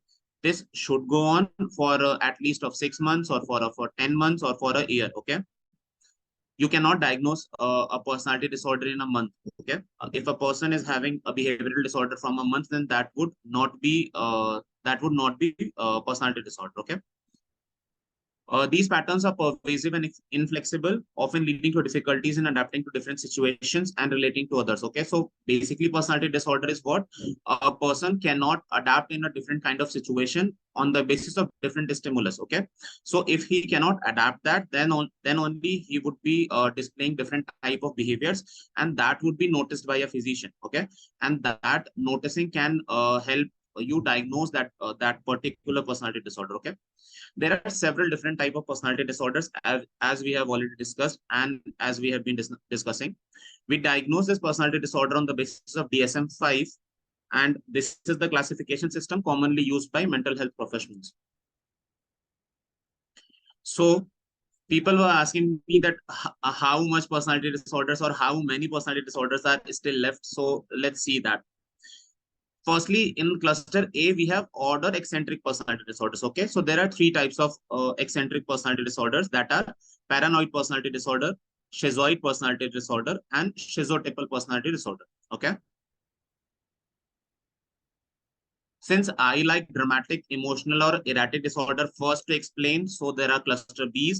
And I have discussed all the 3 remaining on this platform only: antisocial personality disorder, histrionic personality disorder, and narcissistic personality disorder.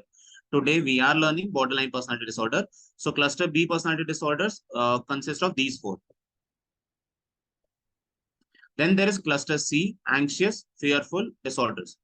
There are 3 types of anxious or fearful disorder: avoidant personality disorder, dependent personality disorder, and obsessive compulsive personality disorder, which we all know as OCDs. Okay, so there are 3 types in cluster C. So 3 in cluster C, 3 in cluster A, and 4 in cluster B.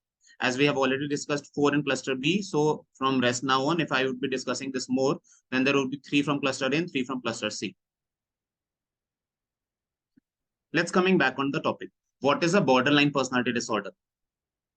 So borderline personality disorder basically falls under broader category of cluster B. As we have already seen, DSM-5, on the basis of DSM-5, it resides in cluster B type of personality disorder. Okay, cluster B personality disorder are characterized by dramatic, emotional, and erratic behavior. So what we have been discussing in personality disorder borderline, we would be what we would be assessing would be erratic behavior or emotional behavior, dramatic behavior. Okay, so that this would be a type of behavioral disorder. Borderline personality disorder is distinguished from these other cluster B by its characteristic features as intense and unstable relationships. So what we would see that the relationships which these medicines or these patients form, that would be unstable. Okay, these persons would be having identity disturbance, emotional dysregulation, and recurrent self-harming behavior and suicidal ideation. So in the modern society, in this 21st century, in this 2024, this personality disorder is the most common which can be seen. Okay, people are having identity disturbance, people are having unstable relationships, they are doing self-harming behaviors, and suicidal tendencies have been increased dramatically. Okay, so this is the personality disorder which can be commonly seen in your clinic, If you are able to diagnose this, then you can sincerely understand that a patient who is sitting in front of you could be borderline personality disorder. The rest of the three, which we have already seen, histrionic is the most common in females, and borderline personality disorder is the most common in 2024, the present situation, okay? While there may be some overlap in symptoms and behavior among the cluster B, because maximum symptoms are matching, each disorder has its own distinct diagnostic criteria and clinical presentations. Now let's deep dive in the symptoms and characteristics, that what are the different symptoms which can be seen in a patient suffering from borderline personality disorder. So in borderline personality disorder, it can be characterized by instability in mood, as we have already read.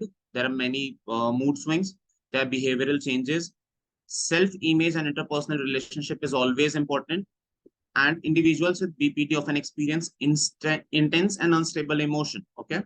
They have difficulty in regulating their emotions and struggle with maintaining stable relationships. So in a day, they would feel that they love that person very much, and in another day, they will feel that no, this person do not love me and I deserve better, okay? So the person will always have a struggle in maintaining a normal relationship, okay? Some common symptoms: intense and unstable emotion, as we have already read, intense and unstable emotion, okay? Let's read this. Individuals with BPD often experience emotions more intensely than others, and these emotions can change rapidly, as we have already been discussing, that the people here would have changing or swinging emotions, okay? And they might feel intense anger, intense sadness, and seemingly minor triggers can escalate the situation very quickly, okay? So if I have been talking to you and in a second I get rude and you started to killing me, that, oh my God, how dare you talk to me like this, and I'm going to murder you, okay? That kind of unstable emotion and intense emotion we are talking about in borderline personality disorder, okay? A minor word or a minor emotion can escalate the situation very quickly, okay? So the first symptom would be intense and unstable emotion. The second would be unstable relationships, okay? One of the hallmark feature of BPD is difficulty in maintaining a stable relationship.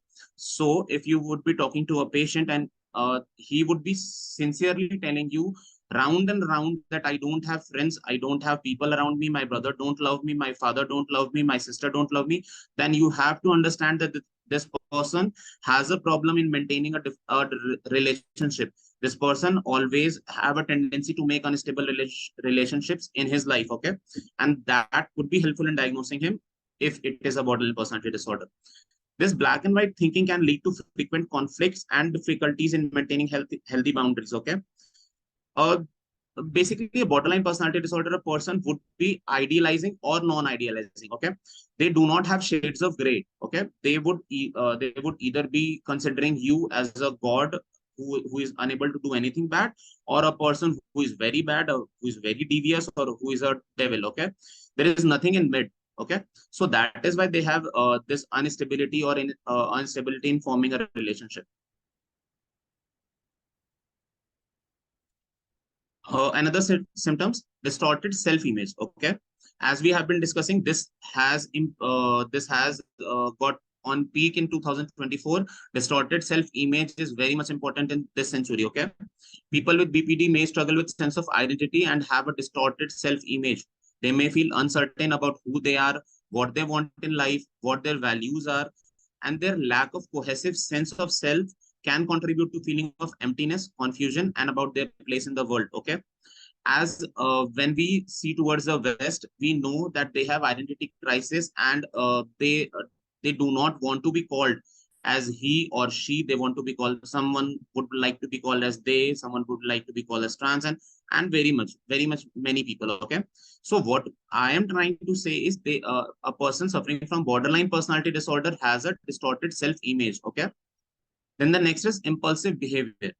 Impulsive behavior is very common in borderline personality disorder.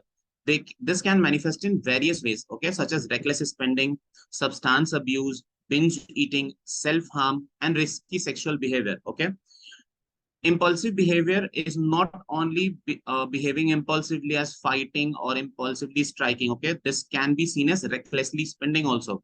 If someone is recklessly spending his all amount of money which he has in his bank for a month, For instance, let's understand that there is a student who gets 10,000 per month, okay, and he's recklessly spending that 10,000 in the first 10 days of a month. Then how will he take the rest of the 20 days? Okay, so that is impulsive behavior. That is behaving without thinking about the repercussions. That there could be substance abuse, there could be binge eating, there could be self-harm behavior, and there could be risky sexual behavior. Fear of abandonment. This is very important in behavioral personality disorder. There are people who are fearing of abandonment. This is the central theme of BPD, that the people who are suffering from BPD always think that people are abandoning them, okay? The rubric, which if we think in synthesis repertory, would be abandonment, okay? Or ailments from abandonment. So there is always a fear, a behavior and emotional reaction on the basis of that the people should not abandon me, okay? So they would try to behave as such that the person would not abandon him or would not forsake him, okay? So they always have a forsaken feeling inside them. This could include clinging behavior. So there is a line written, avoid real or perceived abandonment, including clinging to relationships, okay? We have seen some people in our life who are clingy in nature, who are very doubtful that do you love them or do you not love them. They are very suspicious that do you like it or do you don't like it, okay? So that kind of behavior is accompanying with fear of abandonment in the base, okay? And we have to look inside that. Then there was becoming overly dependent on others. Obviously, that is clingy nature. Engaging in manipulative behavior to keep people close. So manipulation on the basis of making people on the basis of keeping people close to yourself, okay? So they try to manipulate, they try to lie so that they do not get left alone, okay? Then there is dissociation. Dissociation is what? It involves a disconnection from oneself to one's surrounding and is a common experience for some individuals with BPD, okay? So what is that? They sometimes get disconnected to the environment in which they are sitting, okay?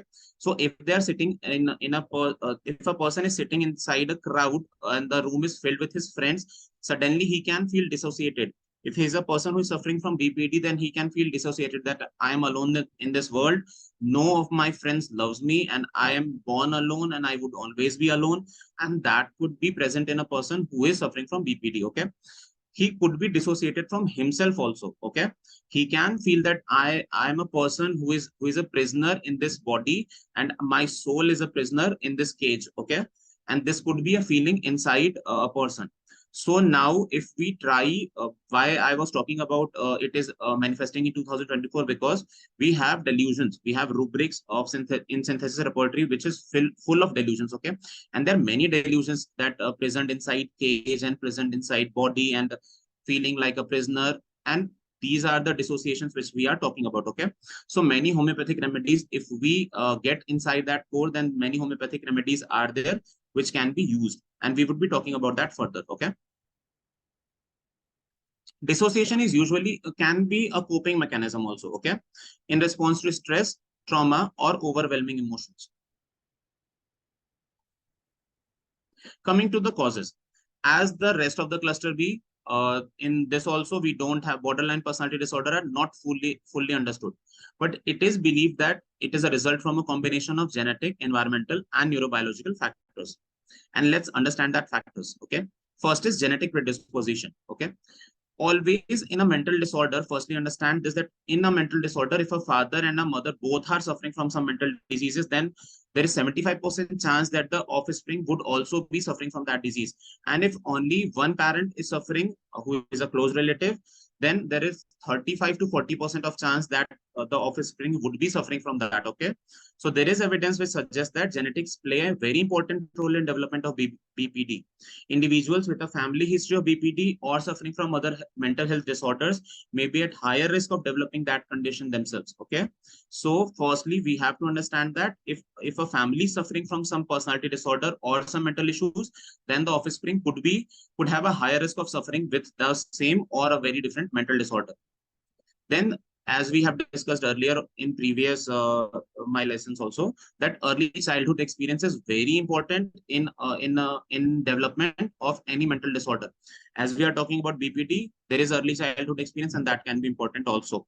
That could be adverse childhood experience such as neglect, abuse, physical, emotional, or sexual, any kind of abuse, unstable family environment, traumatic events, and that could be associated with development of BPD. And we also have rubrics for this also. As the people who are watching me right now live, I can't see participants number, but people who have read repertories know that we have rubrics for each of these: neglect, abuse, unstable family environment, traumatic events. We have rubrics for all of these. These experiences can disrupt the development of emotional regulation skills. Obviously, if a child is suffering from physical or traumatic abuse for a longer time, then he will develop a mental cope-up mechanism for that. And that cope-up mechanism could be anything, and that would differentiate into different homeopathic medicines. But that coping mechanism can cause BPD also. Next is neurobiological factors. Studies have found differences in the structure and function of certain brain regions in individuals with BPD, particularly areas involved in emotional regulation and impulse control. So what neurobiological factors is telling that the particular areas which involve in regulation of emotion, which involve in impulse control, these neurobiological factors can contribute in causing a person BPD. Okay, so these neurobiological differences may contribute to emotional dysregulation, may contribute impulsivity, and may other symptoms that are observed in BPD. Okay, so there could be some center in your areas and brain which can cause BPD. Okay, then there are some environmental factors such as chronic stress, unstable family environment, inconsistent parenting styles, and this can develop towards BPD. Okay, so borderline personality disorder can be developed through inconsistent parenting or unstable family environment. As we have already discussed, that childhood is a very important part in developing a mental disorder. So these are obviously interconnected. Then there is temperamental factors. Certain temperamental traits such as impulsivity, emotional sensitivity, and high levels of reactivity may increase the risk of developing BD. So if a person have temperamental traits such as impulsive, he is very impulsive, as we have already talked about, or could be very emotionally sensitive, then that could lead to different kinds of disorder. As we have already read in histrionic personality disorder, that emotionally sensitivity can cause histrionic. So this also consists of that. It's important to note that while these factors may increase the risk of developing BPD, not everyone exposed to them will develop this disorder. As we were talking, that if both the parents are suffering from any mental disorder, then the child could be, there are 75% chances that the child could be suffering from a mental disorder, but there are 25% chances that he would not be suffering from any mental disorder. Okay, so these traits could be causing diseases, but these traits are not surely causing disease. Okay.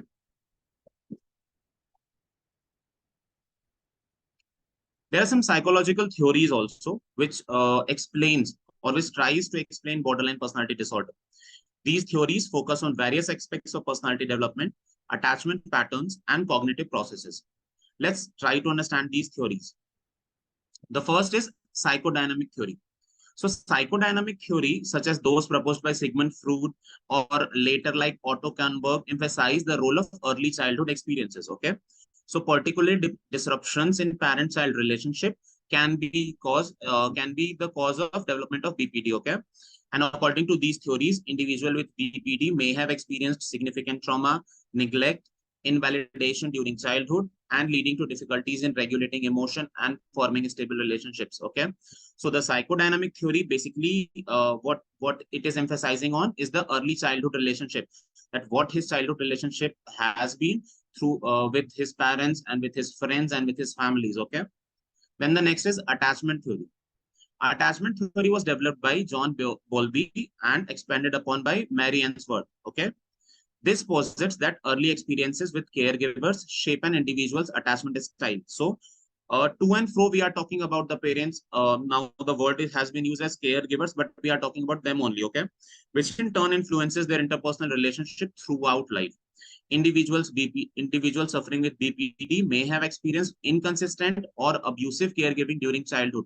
So, if a caregiver who is mainly your parent is abusing or is physically abuser, or you are having an inconsistent relationship, then that could make you insecure, and that attachment pattern can cause fear of abandonment and difficulty in trusting others. Okay, so this theory talks about attachment with your parents or caregivers. Okay, there are 3 more psychological theories. The next is cognitive behavioral theory. This cognitive behavioral theory of BPD focuses on maladaptive cognitive patterns and dysfunctional beliefs. Okay, this contribute to development of maintenance of disorder. What it is? Maladaptive cognitive patterns and dysfunctional beliefs. These theories suggest that individuals with BPD may have negative core beliefs about themselves, about others, and about the world, which lead to distorted thinking patterns and emotional dysregulation. Now let's understand that.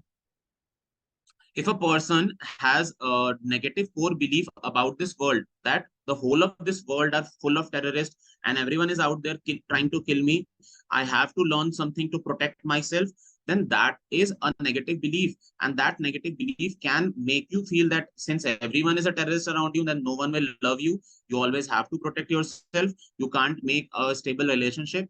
Everyone is just for fun, and you can't make stable relationships with them, and you can't fall in love. There is nothing like love around your world. Okay, so this cognitive behavioral theory basically says that these negative impressions about yourself, about your family, or about this world can cause BPD around you, or sorry, can cause BPD in you. Okay, cognitive behavioral interventions for BPD often target these cognitive distortions and aim to help individuals develop more adaptive coping strategies. Okay, then there is dialectical behavior theory.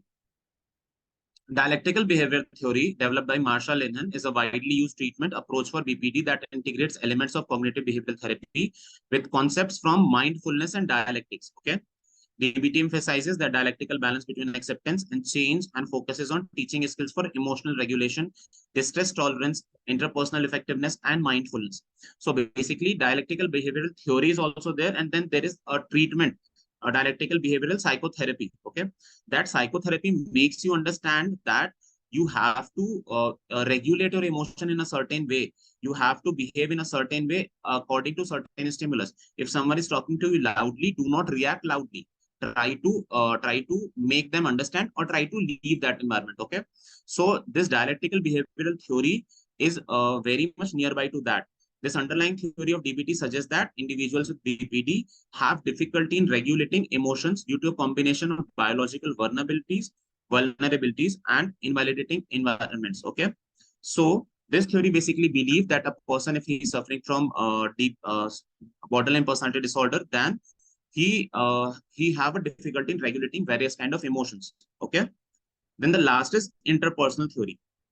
Interpersonal theory basically believes that interpersonal difficulties experienced by individuals with the disorder may have a heightened sensitivity to interpersonal cues and may struggle to accurately perceive and interpret social interactions. This can lead to difficulty in forming and maintaining stable relationships. So basically what we have to understand here is they are trying to say that if a couple is not able to make an interpersonal relationship work, okay, then in that case BPD is not only because of what they are saying. It is because of inaccurately perceiving and interpreting what interaction is going on. Okay, if someone is talking about something else and I am perceiving something else, then obviously that would not be helping in causing that relationship work. Okay, so this interpersonal theory talks about that only. Next is epidemiology. BPD is estimated to affect approximately 1 to 2% of general population. Okay, however, this figure may vary depending on the criteria used for diagnosis and the population you are studying. Okay, so 1 to 2% is if we listen that, then we think that 1 to 2% is not very much. Okay, but when we try to understand that on the basis of the whole world, then we understand 1 to 2% is a humongous number of population. Okay, then if we talk about gender distribution, BPD has been thought to be more prevalent in women than in men, but in more recent researches, it is suggested that gender distribution may be more equal than previously believed. Okay, so borderline personality disorder is not more common in men or not more common in females. It could be equally prevalent. Okay, but as we have already discussed, histrionic personality disorder is more common in women and antisocial in men. Okay, age of onset. The symptoms of BPD typically emerge during late adolescent or early adulthood. Okay, BPD can be diagnosed in adolescents. Clinicians may be cautious in making a definitive diagnosis. So as we have already read in antisocial personality disorder, that you cannot make diagnosis of an antisocial personality disorder below 18. Okay. If a person you think is suffering from antisocial personality, then he should be more than 18 years. Then only you can write diagnosis antisocial personality disorder. But in BPD, there can be a diagnosis of below 18 with BPD, but you have to be cautious that you are making definitive terms for diagnosis. Okay. So be precautious for that. Then there is comorbidity. BPD commonly co-occurs with many mental disorders as mood disorders such as depression or bipolar, then anxiety disorder, substance use disorder, eating disorders, and etc. Okay. There is suicidality and self-harm, as we have already discussed in the first slide, that people are trying to self-harm themselves and trying to suicide. Okay. This is a continuous repetition, and that could make you understand that this person is suffering from BPD. Okay. Individuals with BPD are at increased risk of engaging in suicidal behavior and self-harming behavior, such as cutting or burning themselves. And the rate of suicide attempt and completed suicide are higher among individuals with BPD, okay, compared to the general population. Then the last is healthcare utilization. People with BPD frequently seek mental health treatment, including psychotherapy and medication management. So if a person is suffering from borderline personality disorder, he would not be afraid of you as a doctor. He would try to make a relationship with you. He would try to make an engagement with you. Now it's upon you which have to be understood. Which you have to be understanding about it, that this person could be borderline and I can help him. Okay. So he would be trying to asking for help. There are some recent researches which I would be loving to discuss with you all. First is neurobiological abnormalities. Research using neuroimaging techniques such as MRI and PET scan have revealed structural and functional abnormalities in the brains of individuals with BPD. As we already talked, that impulse control areas are affected by it. So MRI and PET scans clearly show that these abnormalities are often observed in areas involving emotion regulation, areas involving impulse control, interpersonal processing, and providing biological evidence for emotional dysregulation and impulsivity characterized in BPD. So, since these MRI and PET scans clearly show that the area which are usually affected are areas of emotional regulation, areas of impulse control, and interpersonal processing. Okay, so this is the biological evidence for it. Then genetic and familial factors. We already discussed it, that if a father or mother or both are suffering from a disease, then the individual who is offspring would be at higher risk. So this talks about that only. Then early life experience. We already discussed in the psychological theory part that recent researches also emphasize that if there is a trauma in the childhood, or if there is any kind of abuse in childhood, then it increases the risk of an offspring who could be suffering from any kind of personality disorder, specifically borderline personality disorder also. Emotion dysregulation. Emotion dysregulation is a core feature of BPD, and research has examined various aspects of this phenomena, include heightened emotional reactivity, difficulty identifying and labeling emotions, and maladaptive coping strategies. So researches tells you that people have heightened emotional reactivity, okay, but they do not adapt as per the same, okay. So if you are getting anger, if anger is very normal to you, okay, then people tell you that do the breathing mechanism. But if you are unable to do that breathing mechanism, or if you are doing it wrongly, then obviously that maladaptation can hamper you, okay. It is the same way, but in the case of mind, that the labeling emotion and difficulty identifying and maladaptive coping strategies can cause that, or can increase the risk of that. Treatment outcomes. BPD was once considered difficult to treat. Research has demonstrated the efficacy of psychotherapeutic interventions, particularly dialectical behavioral therapy, as we have already discussed that DBT is a behavioral therapy, and this can help reducing the symptom of borderline personality disorder. Recovery and resilience. Longitudinal studies have provided evidence that many individuals with BPD experience significant improvement in symptoms and functioning over time, with some achieving full remission. Okay, so people have been named as cured after these therapies. Okay, factors associated are better outcomes, including engagement in treatment, supportive social networks, and development of adaptive coping strategies. So if you have a better coping strategy, if your social society is supportive, and if you are fully engaged in treatment, then you can be cured. The next is diagnosis. How can you diagnose that a person is suffering from borderline personality disorder? The first is clinical interview. If a person walks in, then you have to understand that you have to talk him about the interpersonal relationship.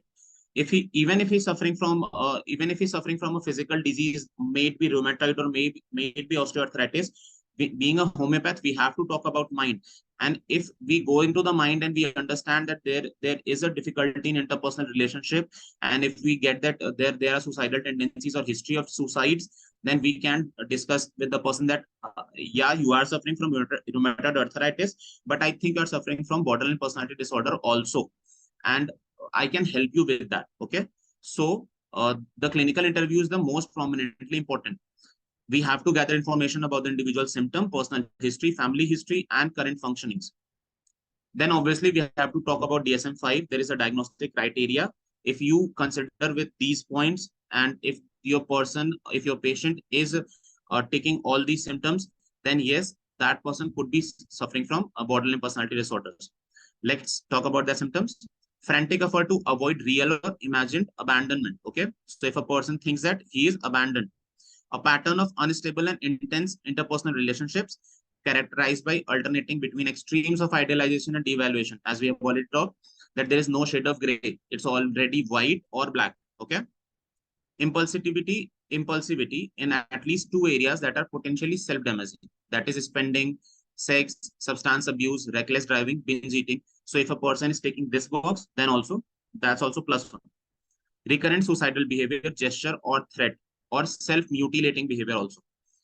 A person who is doing drug abuse are usually doing this kind of self-SH. We call that SH, okay? So self-harming behavior is also in BPD. Affective instability due to marked reactivity of mood. So if a person is having episodic recurrence time and time through, so that can also be diagnosed. Chronic feelings of emptiness and inappropriate intense anger or difficulty controlling anger. If a person taking all these symptoms, then you can think in mind that this person can be suffering from borderline personality disorder. Then there is assessment tools. Obviously, there is an assessment tool known as DSM-5, and there are many more assessment tools. Since we have lack of time, we would not be discussing that. Rule out other disorders. If a person is suffering from, if you are thinking that a person is suffering from BPD, you have to rule out some other disorders such as mood disorders, anxiety disorders, or substance use disorders, even bipolar at some extent. If a person is suffering from BPD, then bipolar could be nearby. Okay, so you have to understand that. And you always should have collateral information. Collateral information as in confirming from the bystanders who have came with the patient. Could be friend, could be neighbor, could be parents. Anyone who is with the patient could be an informant for you. Okay, so understand that. Modern treatment. We have already discussed about dialectical behavioral therapy, so would not be discussing that. The next would be schema-focused therapy. Schema-focused therapy would be helping you understand what are the negative impacts or what are the negative thinkings which you have been carrying with yourself, and you have to avoid that. Okay, so schema-focused therapy would be focusing specifically on that core part, which the psychologist would be understanding that you are that thing is wrong in you. Okay, and he would be trying to suggest that how you can enhance that, or how you can reduce that, not enhance that. Then there are medications. Obviously, these medications are not for BPD. These medications are as per anxiety or as per anger or as per sleep disorders. So if you are having problem with that, then the medications would be for that only. There could be mood stabilizers or epilepsy or any kind of symptoms which are comorbidity in the cases of BPD only. Okay. Then there are supportive services. Case management. What is case management is you have to understand that if a person is suffering from a behavioral condition, then it's always about its family or the environment which he's living.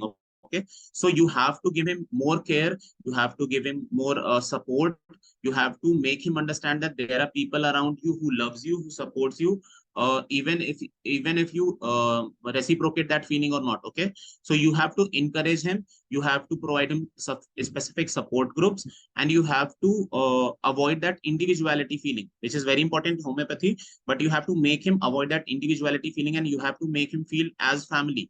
You have to make him feel that you are among us, you are one of us. Okay, obviously there is family and couples therapy, and there are self-management strategies.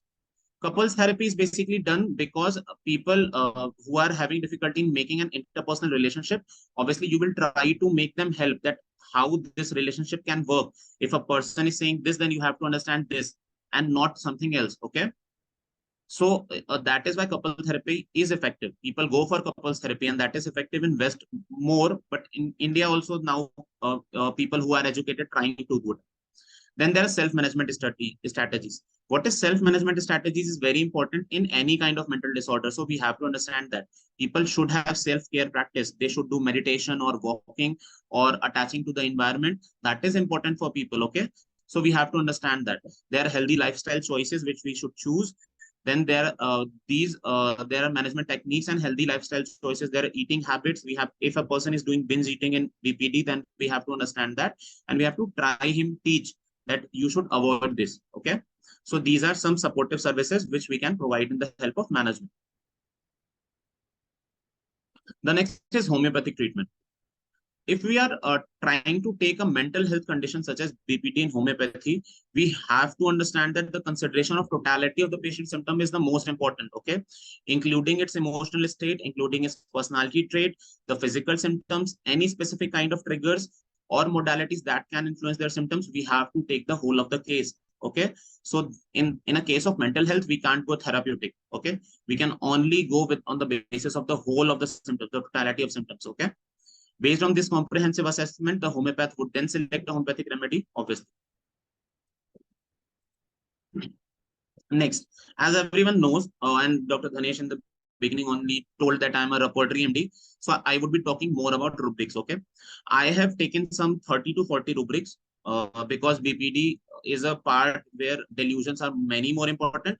So I would just name them, and then we'll go ahead. Okay, from Kent repertory we have 4: mind, emotions, changeable; mind, emotions, irritability; mind, emotions, anger; and anxiety. Okay, so these are the 4 rubrics which I have taken from Kent repertory. Okay, if any one of you who thinks that any more rubrics can be added from Kent repertory, please, if we will have time, then we'll discuss that. Okay, the rest of the many rubrics are from complete repertory. Emotions, impulsive; delusions, identity, alternating; delusions, persecuted; fears, they will be persecuted; delusions, self-altered, thinks he is another person; delusion, being double.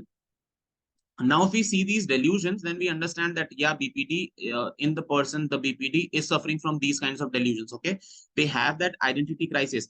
And in homeopathy, we are full of these kinds of rubric where delusions is the most important part. Okay. Then there is delusion, desire to die; delusion, desire to escape; delusion, desire to be alone; delusion, desire to be punished; desire to be injured; desire to be harming others; destroyed; desire to be deserted; desire to be hated; and desire to be despised. So these kinds of rubrics, we are full of them. Okay, the next slide would not be of delusions.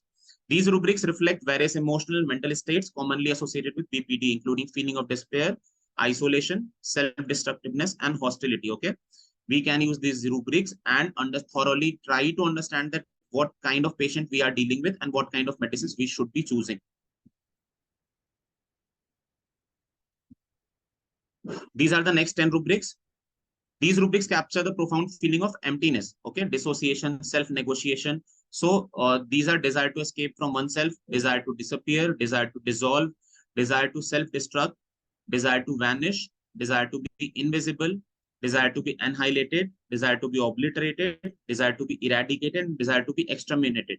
Now, if you see these rubrics closely, then you will understand that these are not the rubrics of identity crisis. These are rubrics of mutilation, of self-harm, of suicidal attempts. Okay, so these are not the same rubrics as of previous slide. these delusions are talking about self-harm types, okay?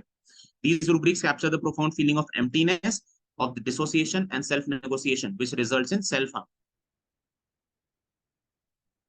I have taken some rubrics from synthesis repertory because synthesis repertory seriously talks about many rubrics. So the rest of the rubrics are from synthesis repertory.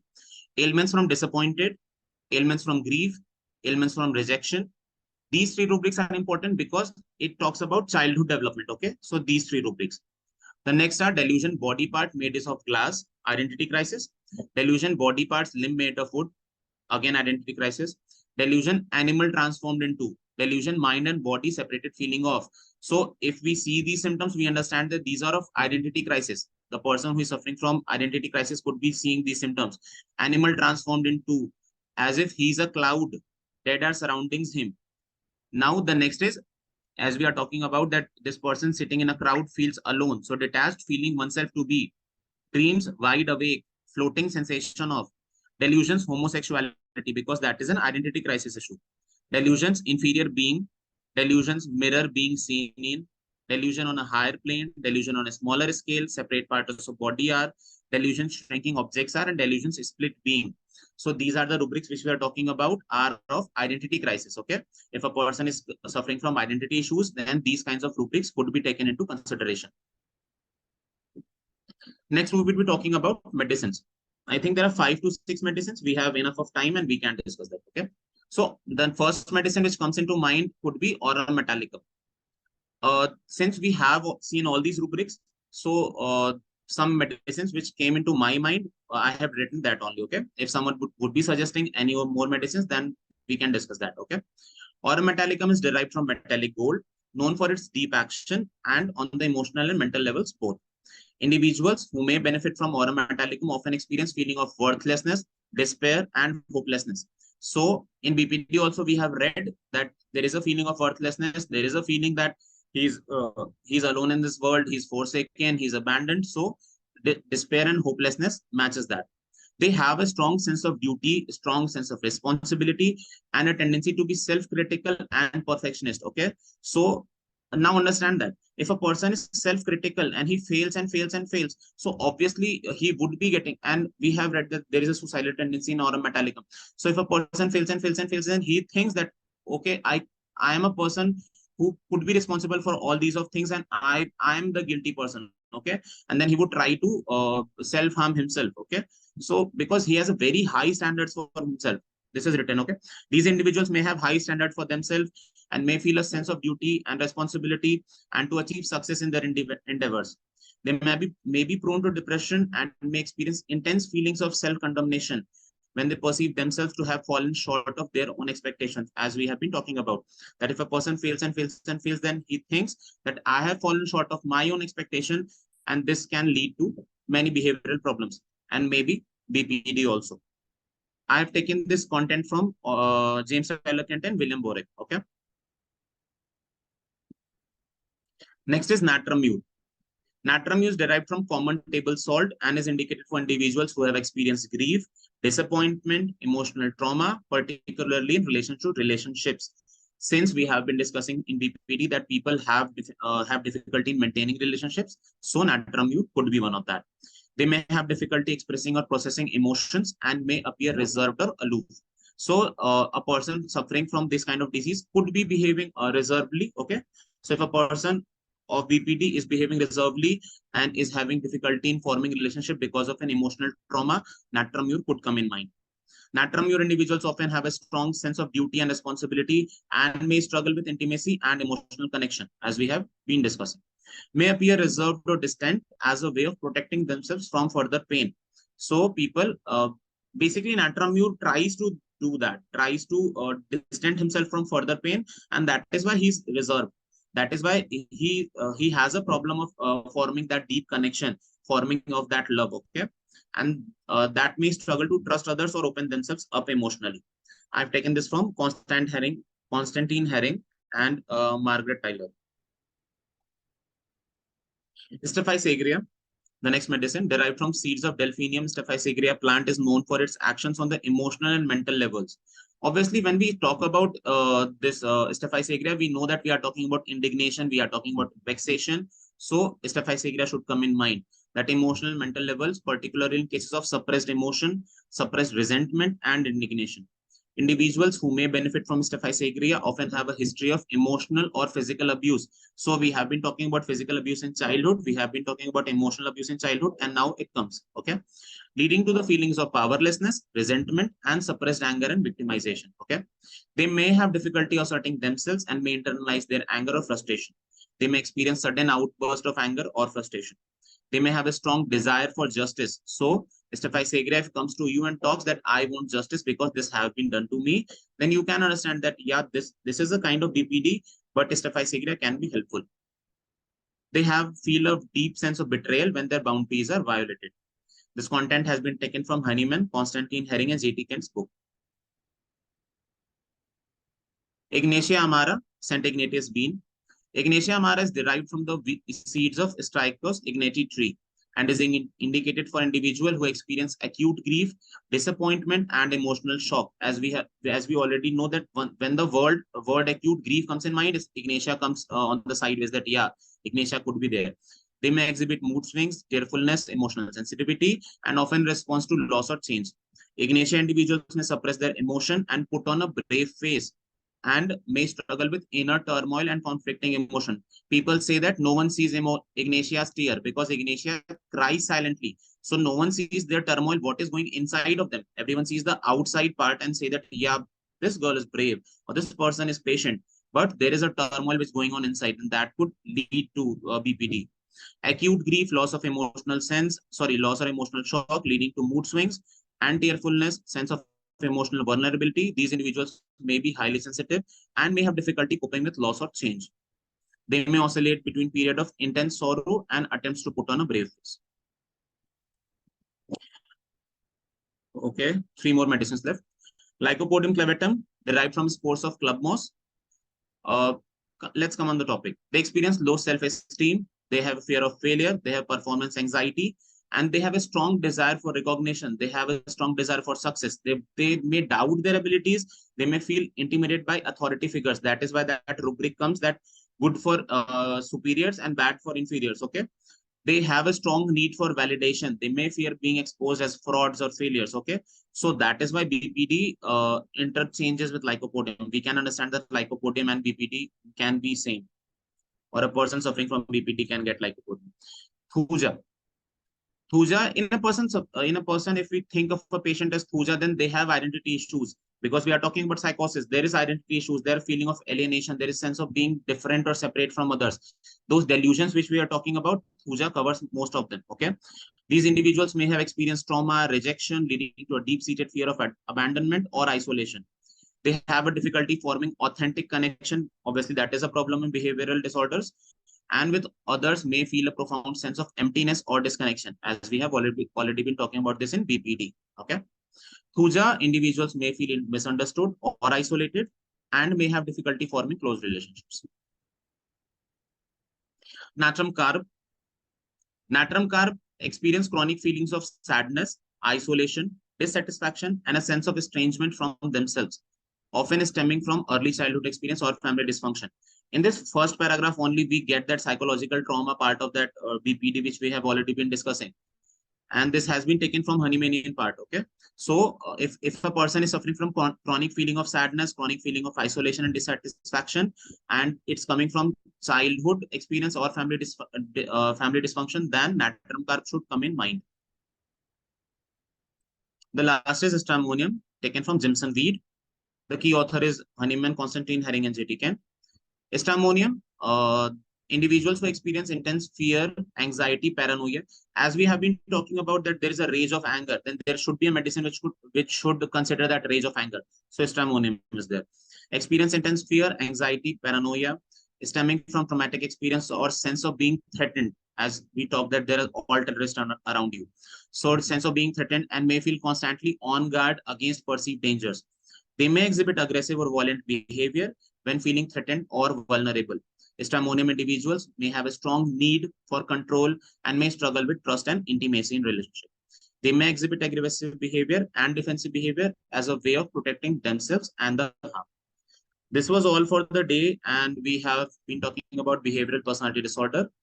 And thank you very much.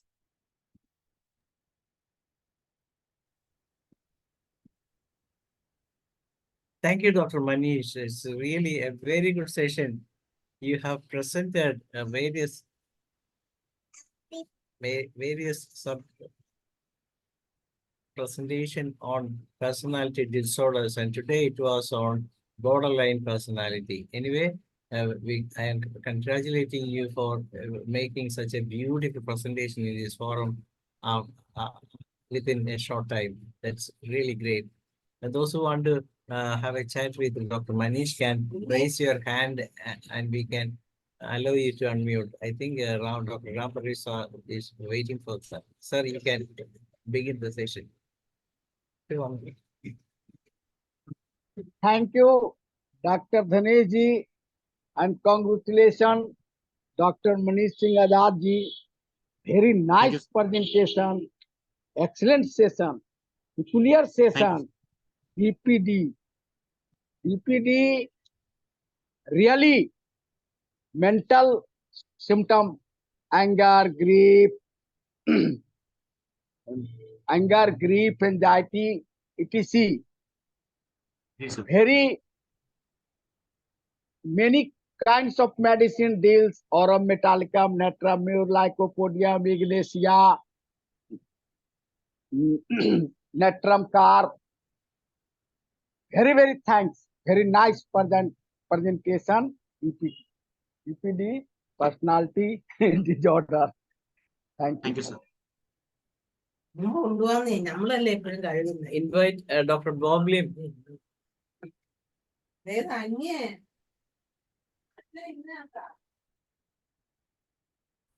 Dr. Bob Lim. Or if anyone want to say anything, you can talk. I think Dr. Sridhar can say something about the subject.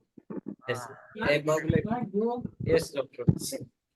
I'd like to thank Dr. Manish for a very detailed explanation on BPD.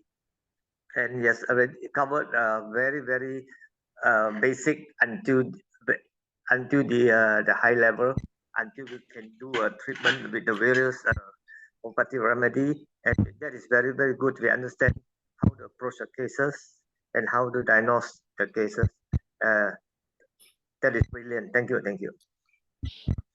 Yes, really. That's what. Thank you, sir. Thank you very much. Knowing such things are very important to diagnose the case, even though we have a different way of approaching homeopathy, but understanding something is great. Yes. Now I invite Sridhar to say, because sir is a person who is dealing with all kind of mental diseases. Lord Sab, it was a wonderful section, excellent, very good, but your speed is little high, sir. Please reduce not 100 mile speed or 90 mile speed. That people cannot follow that much speed. Sorry, don't feel bad. For the improvement, I am telling. No, sir. No, sir. Yes, sir. Thank you, sir. Okay, next time you please care about it, that your sections are in homeopathy. There are excellent remedies, more than that of the psychological interventions, better remedies are there, along with the interventions. That intervention means psychological, that the psychotherapy and counseling and so many other techniques are there. About 15 to 20 techniques are there. Of course, Yes, all it is effective. Along with that, more than that, our homeopathic medicine, if they may take 2 months or 3 months, several sittings. That because I learned that the counseling and psychotherapy and all other alternative methods also I am practicing. That is why I am telling confidently. I am telling that along with that, homeopathy also will give reduce to the time. If it may take 1 month or 2, 3, 4 months, we can cure it within 2 weeks. That is this. Even homeopathy alone also can. change to the physical and mental and emotional level. That is my opinion and my personal experience. Thank you very much. Come again. It's such a wonderful class. It is very useful, but it is little high speed. Otherwise, you are absolutely all right. Very good. Excellent. Thank you very much. Come again. I give that the thanks for you. I don't know whether anyone is they are ready to say thanks. Then I stop here. Yes, sir. Sir can say the auto thanks also because yes, I am telling in behalf of our IFPH that all your this class was excellent. Come again with such another subject and come most welcome. And I also thank all the audience, that especially doctors, that the students and the homeopathic lovers also, all the who are assembled here. I don't know, about only 37 people are here. So, but still, that it was, I am giving my sincere thanks each and every person who is attending continuously our IFPH forum. Thank you, one and all. Bye bye. Good night. Our Malayalam section is going to start. Please hand over to this section, to our Malayalam section. Thank you. Thank you, Sridhar Kurbu sir, for a beautiful lot of thanks session. And now, thank you, Dr. Manish, once again. And tomorrow we will have a session from Dr. Asha Varghese, and she will be talking about this PCO and its homeopathic management, a different subject and very important subject. With that, we come to the end of the day, 1310. Thank you all.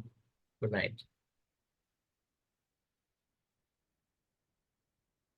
It's over to Dr. P. Shaila to moderate the Malayalam session. Okay. Thank you, Dr. Dhanesh. Thank you all doctors in English session. എല്ലാവർക്കും നമസ്കാരം. ഇന്ന് IFPH-ന്റെ web പരമ്പരയുടെ 1310 ദിവസമാണ്. ഇന്ന് മലയാളം സെഷനിൽ നമ്മോടൊപ്പം അതിഥിയായി എത്തുന്നത് ഡോക്ടർ രമാദേവി അമ്പാടി മാഡമാണ്. മാഡവുമായി ചോദ്യോത്തര വേളയാണ് ഇന്നത്തെ സെഷനിൽ പ്ലാൻ ചെയ്തിരിക്കുന്നത്. മാഡത്തിനോട് സംശയങ്ങളൊക്കെ ചോദിക്കാനുള്ളവരെല്ലാം ചോദ്യങ്ങളൊക്കെ മനസ്സിൽ ഓർത്തു വെച്ച് റെഡിയായിരിക്കണം എന്ന് പറഞ്ഞുകൊണ്ട് എല്ലാവരെയും ഞാൻ ഈ സെഷനിലേക്ക് സ്വാഗതം ചെയ്യുന്നു. മാഡത്തിന്റെ ചോദ്യോത്തര പരിപാടി തുടങ്ങുന്നതിന് മുമ്പായി നമുക്ക് ഒരു നിമിഷം ഈശ്വര പ്രാർത്ഥന.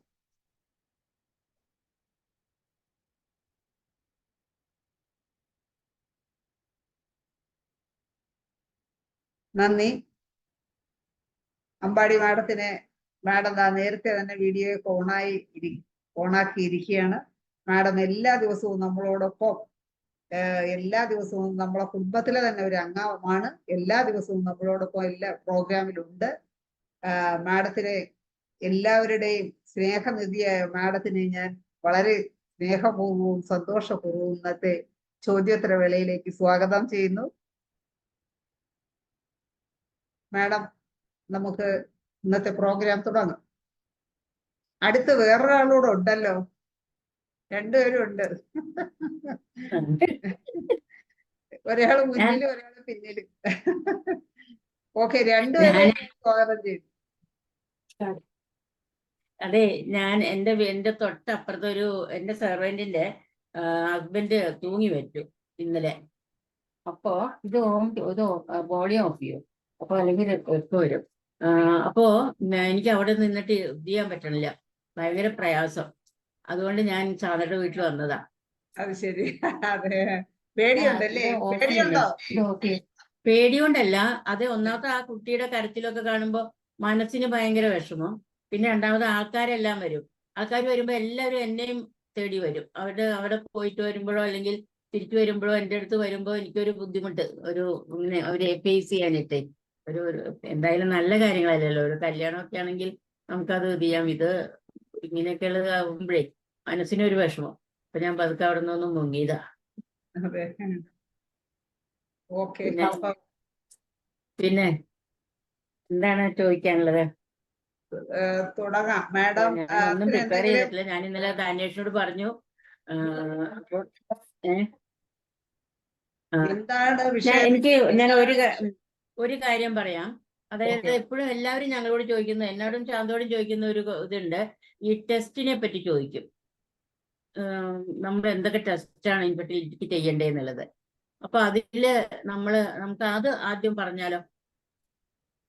ടെസ്റ്റുകള് ഇൻഫെർട്ടിലിറ്റി ടെസ്റ്റ് ആണോ മനീഷ്? ഇൻഫെർട്ടിലിറ്റിയിലെ ടെസ്റ്റ് ആണോ മാഡം ഉദ്ദേശിക്കുന്നത്? ഇൻഫെർട്ടിലിറ്റിക്ക് എന്തൊക്കെ ടെസ്റ്റ് ചെയ്യണമെന്ന് എല്ലാരും ചോദിക്കാറുണ്ട് ഞങ്ങളോട്. അപ്പൊ അത് ആദ്യം ഒന്ന് പറഞ്ഞു കഴിഞ്ഞാല് നമുക്ക് ഏകദേശം മെയിലിനും ഫീമെയിലിനും ചെയ്യാനുള്ള ടെസ്റ്റ് നമുക്കൊന്ന് മനസ്സിലാക്കാമല്ലോ.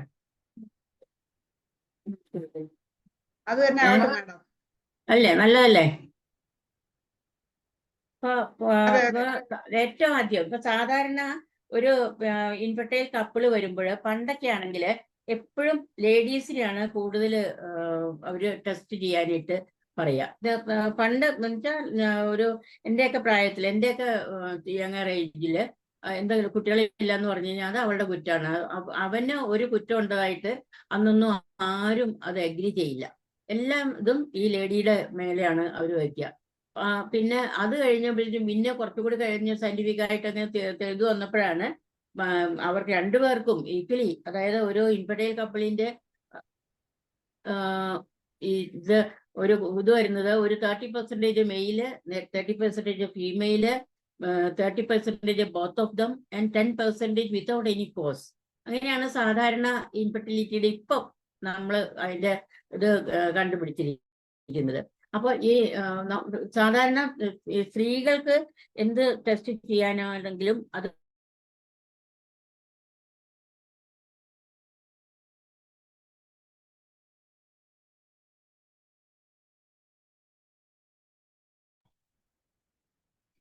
അതുമല്ല പിന്നെ കുറച്ചുകൂടി ഈസിയാണ്.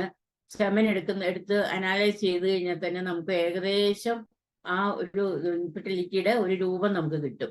പിന്നെ നമുക്ക് അല്ലെങ്കിൽ നമുക്ക് അങ്ങോട്ട് അടുത്ത ഇതിലേക്ക് പോയാൽ മതി. ആദ്യം സെമൻ അനാലിസിസ് ചെയ്യാം. സെമൻ അനാലിസിസ് ചെയ്യുമ്പോൾ അതിൻ്റെ വോളിയം നോക്കണം, അതിൻ്റെ pH നോക്കണം, അതിൻ്റെ ലിക്വിഫാക്ഷൻ ടൈം നോക്കണം, പിന്നെ അതിൻ്റെ മോർഫോളജിക്കൽ ഡിഫക്റ്റ് നോക്കണം. അങ്ങനെ എല്ലാം നമ്മൾ നോക്കിയാണ് നമ്മൾ ഈ സെമൻ്റെ റിസൾട്ട് കാണുമ്പോൾ നമുക്ക് ഏകദേശം ആ ഒരു ഇത് നമുക്ക് അതിൻ്റെ ആ ഇൻഫെർട്ടിലിറ്റിയുടെ ഒരു പിക്ചർ നമുക്ക് കിട്ടും. അപ്പോൾ അവിടെ നിന്ന് നമുക്ക് തുടങ്ങാം. ഇത് ഈ ശരിക്കും ഇതാണെങ്കിൽ ഈ നമ്മൾ സെമൻ ടെസ്റ്റ് ചെയ്യാൻ പോകുമ്പോൾ അവരോട് നമ്മൾ ആദ്യം പറയേണ്ടത്, അവരോട് മിനിമം 2 to 3 days ആബ്സ്റ്റിനൻസ്, അവർ ബന്ധപ്പെടാതിരുന്നിട്ട് വേണം, 3ാമത്തെ ദിവസം വേണം അല്ലെങ്കിൽ 4ാമത്തെ ദിവസം വേണം പോയി സെമൻ എടുക്കാനെന്ന്. മോർ ദാൻ 3 days ബുദ്ധിമുട്ടായി ഒരു നല്ല അഡ്വൈസബിൾ അല്ലെന്നാണ് എൻ്റെ വിശ്വാസം. ഞാൻ 3rd day അല്ലെങ്കിൽ 4th day ആണ്, മാക്സിമം 4th day പോയി ടെസ്റ്റ് ചെയ്യാനാണ് ഞാൻ പറയാറുള്ളത്. അപ്പോൾ അത് അല്ലാതെ ഈ ദിവസവും ഇത് ചെയ്ത് കഴിഞ്ഞാൽ അതിൻ്റെ വോളിയം കുറവായിരിക്കും. ഈ ഒരു ആബ്സ്റ്റിനൻസ് ഇല്ലെങ്കിൽ അപ്പൊ നമുക്ക് ആ വോളിയം മിനിമം 2 ml എങ്കിലും വോളിയം വേണം. അത് കുറഞ്ഞു കഴിയുമ്പോൾ നമ്മളത് ഒരു കംപ്ലൈന്റ് ആയിട്ട് നമുക്ക് തോന്നും. അതുകൊണ്ടാണ് അവരോട് ഈ ഇത് 2 to 3 days ആബ്സ്റ്റിനൻസ് എടുക്കാൻ പറയുന്നത്. അപ്പോൾ വോളിയം കുറഞ്ഞു കഴിഞ്ഞാൽ അവരുടെ ബാക്കി ന്യൂട്രീഷണൽ ചേഞ്ച് കൊണ്ടൊക്കെ അത് വോളിയം കുറയാൻ ചാൻസ് ഉണ്ട്.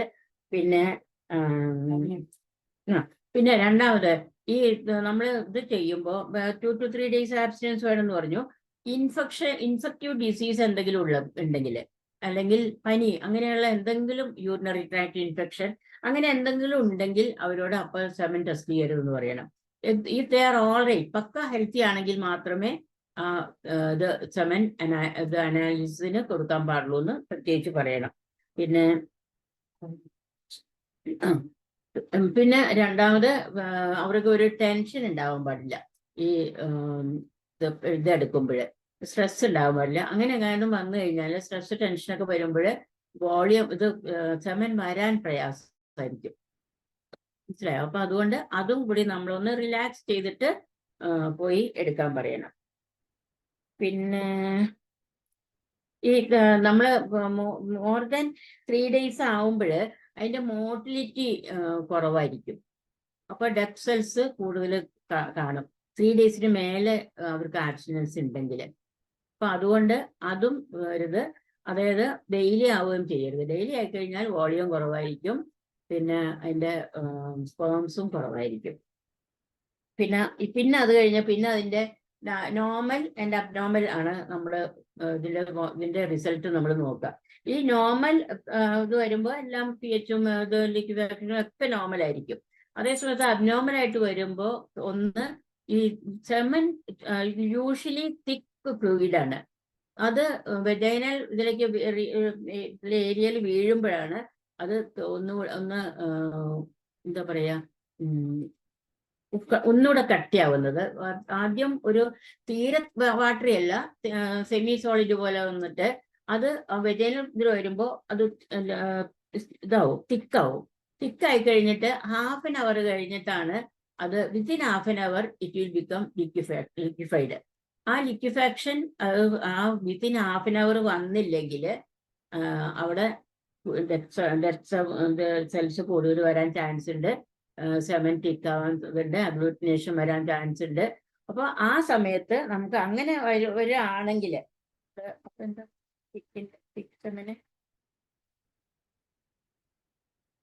അലൂമിന ഈ ഇതില് തിക് സെമനാവുമ്പോൾ നമ്മൾ കോൺസ്റ്റിപ്പേഷൻ ഉപയോഗിക്കുന്ന എല്ലാ മെഡിസിനും നമുക്ക് അവിടെ ഉപയോഗിക്കാൻ പറ്റും. അലൂമിന, മെഡോറിനം, ട്രിബുലസ് ഒക്കെ ഇതായിരിക്കും. പിന്നെ ഈ വോളിയം കുറവായിട്ട് വന്നു കഴിഞ്ഞാല് അത് ഒന്നുകിൽ സെമിനൽ വെസൈക്കിളിന്റെ ബ്ലോക്കേജ് കൊണ്ടോ അല്ലെങ്കിൽ വേരിക്കോസിലുണ്ടോ അല്ലെങ്കിൽ ആ അട്രേഷ്യ കൊണ്ടോ ഒക്കെ ആവാൻ ഈ വോളിയം തീരെ കുറഞ്ഞു വരുന്നത്. പിന്നെ ഈ തീരെ വാട്ടറി ആയിട്ടുള്ള സെമനാണെങ്കിൽ അവിടെ റീട്രോഗ്രേഡ് ഇജാക്കുലേഷന് ചാൻസ് ഉണ്ട്. അങ്ങനെയാണെങ്കിൽ നമ്മൾ അവരുടെ PCT ഇപ്പൊ post coital test, urine test ചെയ്യാൻ പറയണം. യൂറിൻ ടെസ്റ്റ് ചെയ്യുമ്പോൾ യൂറിനിൽ സ്പേംസ് ഉണ്ടെങ്കിൽ അതിന്റെ അർത്ഥം അത് റീട്രോഗ്രേഡ്, അത് ഇതിലേക്ക് പോവാതെ ബ്ലാഡറിലേക്ക് പോകുന്നുണ്ട് എന്നാണ് അതിന്റെ അർത്ഥം. അത് മെയിലിന് പോസ്റ്റ് കോയിറ്റൽ ടെസ്റ്റ് ചെയ്യുന്നത് യൂറിൻ ആണ് ടെസ്റ്റ് ചെയ്യുന്നത്. അതേ സമയത്ത് ഫീമെയിലിനും ഇങ്ങനെ ഇത് PCT ചെയ്യും, പോസ്റ്റ് കോയിറ്റൽ ടെസ്റ്റ് ചെയ്യും. അത് വെജൈനൽ ഡിസ്ചാർജ് എടുത്തിട്ടാണ്, വെജൈനൽ ഫ്ലൂയിഡ് എടുത്തിട്ടാണ് പോസ്റ്റ് കോയിറ്റൽ ടെസ്റ്റ് ചെയ്യുന്നത്. പിന്നെ എന്താ പറയുന്നേ,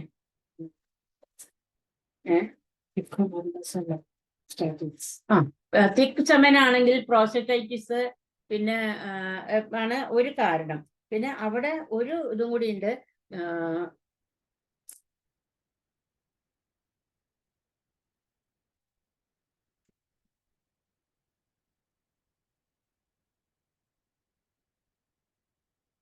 പ്രോസ്റ്റാറ്റിക് ഇൻഫ്ലമേഷൻ, പ്രോസ്റ്ററ്റൈറ്റിസ് കൊണ്ടായിരിക്കും തിക് സെമൻ ഉണ്ടാവുന്നത്. അവിടെ നമുക്ക് കൊടുക്കാൻ പറ്റിയ മെഡിസിൻസ് സാബൽസെറിലേറ്റ, ട്രിബുലസ്, അലൂമിന, മെഡോറിനം എല്ലാം കൊടുക്കാം. പിന്നെ വളരെ കോമൺ ആയിട്ട് കാണുന്നതല്ല, എന്നാലും ബ്ലഡി സെമൻ കാണും. ആ ബ്ലഡി സെമൻ കാണുന്നത് ശരിക്കും പറയുകയാണെങ്കിൽ ആ സമയത്ത് ഡ്യൂറിങ് ദ ഇജാക്കുലേറ്ററി പീരിയഡ് വല്ല ചെറിയ ഒരു ആർട്ടീരിയോളിനോ എന്തെങ്കിലും ഒരു റപ്ചർ വന്നിട്ടുണ്ടെങ്കിൽ അവിടെ ഈ ബ്ലഡി സെമൻ കാണും. പക്ഷെ അത് ആ ഇജാക്കുലേഷന്റെ ആ ഒരു ഫ്രിക്ഷൻ കൊണ്ടാണ് അങ്ങനെ ഒരു ഇത് വരുന്നത്. അങ്ങനെ വരണ സമയത്ത് നമുക്ക് അത് നമ്മൾ മെഡിസിൻ ഒന്നും കഴിക്കേണ്ട ആവശ്യമില്ല, 1-2 ദിവസം കൊണ്ട് തന്നെ അത് നോർമൽ ആയിക്കോളും. അതല്ല, അത് നോർമൽ ആവാതെ പിന്നെ എപ്പോഴും അങ്ങനെയാണ് വരുന്നതെങ്കിൽ അത് നമ്മൾ സൂക്ഷിക്കണം. അത് ഇതായിട്ട് നമ്മൾ കാര്യമായിട്ട് എടുക്കണം. അത് 2-3 കാരണങ്ങൾ കൊണ്ടാവാം. അതിൽ ഈവൻ ക്യാൻസർ പോലും അതിന് ഒരു കാരണമാണ്, CA. പിന്നെ ഇനിയൊന്ന്, ആ സമയത്ത് നമുക്ക് ഇങ്ങനെ ഒരു ഇൻഫെക്ഷനോ ഇഞ്ചുറിയോ ഒക്കെ വരുമ്പോഴാണ് ഇങ്ങനെ വരുന്നത്. ആ സമയത്ത് നമുക്ക് ഉപയോഗിക്കാൻ പറ്റിയ മെഡിസിനാണ് ആർണിക്ക, ബെല്ലിസ്, കാന്താരിസ് ഒക്കെ. പിന്നെ അതുപോലെ തന്നെ ഈ ഇതിന്റെ ശരിക്കും കളറ് ഒരു പെയിൽ യെല്ലോ ആണ്. അല്ല സോറി പെയിൽ വൈറ്റ് ആണ്, നോട്ട് ക്ലിയർ വൈറ്റ്, ഒരു പെയിൽ വൈറ്റ്. അങ്ങനെയല്ല അതിന് ഒരു യെല്ലോ കളറാണ് വരുന്നെങ്കിൽ അവിടെ നമുക്ക് ഒരു ഇൻഫെക്ഷൻ നമുക്ക് പ്രതീക്ഷിക്കാം. അവിടെ നമുക്ക് കൊടുക്കാൻ പറ്റിയ മെഡിസിൻ പൈറോജിൻ, പൂജ, കൽക്കരിയ സൾഫ് ഒക്കെയാണ്. പിന്നെ കാൻഡൈരിസ്. പിന്നെ ശാന്ത എൻ്റെ അടുത്തിരുന്ന് എനിക്ക് ബാക്കിയെല്ലാം പറഞ്ഞു തരുന്നുണ്ട് കേട്ടോ. പിന്നെ സ്മെൽ ഓഫ് സെമന് സാധാരണ ഒരു ക്ലോറൈൻ സ്മെല്ലാണ് ഉണ്ടാവുക. പക്ഷെ അത് വല്ലാത്ത ഒരു ഇതായിട്ടുള്ള സ്മെല്ലാണെങ്കിൽ അതും അവിടെ ഇൻഫെക്ഷൻ ഉണ്ട് എന്നുള്ളതിന്റെ ഒരു ഇതാണ്. നമുക്ക് അവിടെ ഇൻഫെക്ഷൻ ഉണ്ടെന്ന് നമുക്ക് തീരുമാനിക്കാം. പിന്നെ അതുപോലെ തന്നെ സെമന്റെ pH 7.2 to 8 ആണ്, അതായത് ആൽക്കലൈൻ ആണ്. അത് മോർ ദാൻ 8 ആവുമ്പോൾ അത് മോർ ആൽക്കലൈൻ ആവും. അപ്പൊ അങ്ങനെയാണെങ്കിൽ അവിടെ ഇത് വരാൻ ഇൻഫെർട്ടിലിറ്റിക്ക് ചാൻസ് ഉണ്ട്.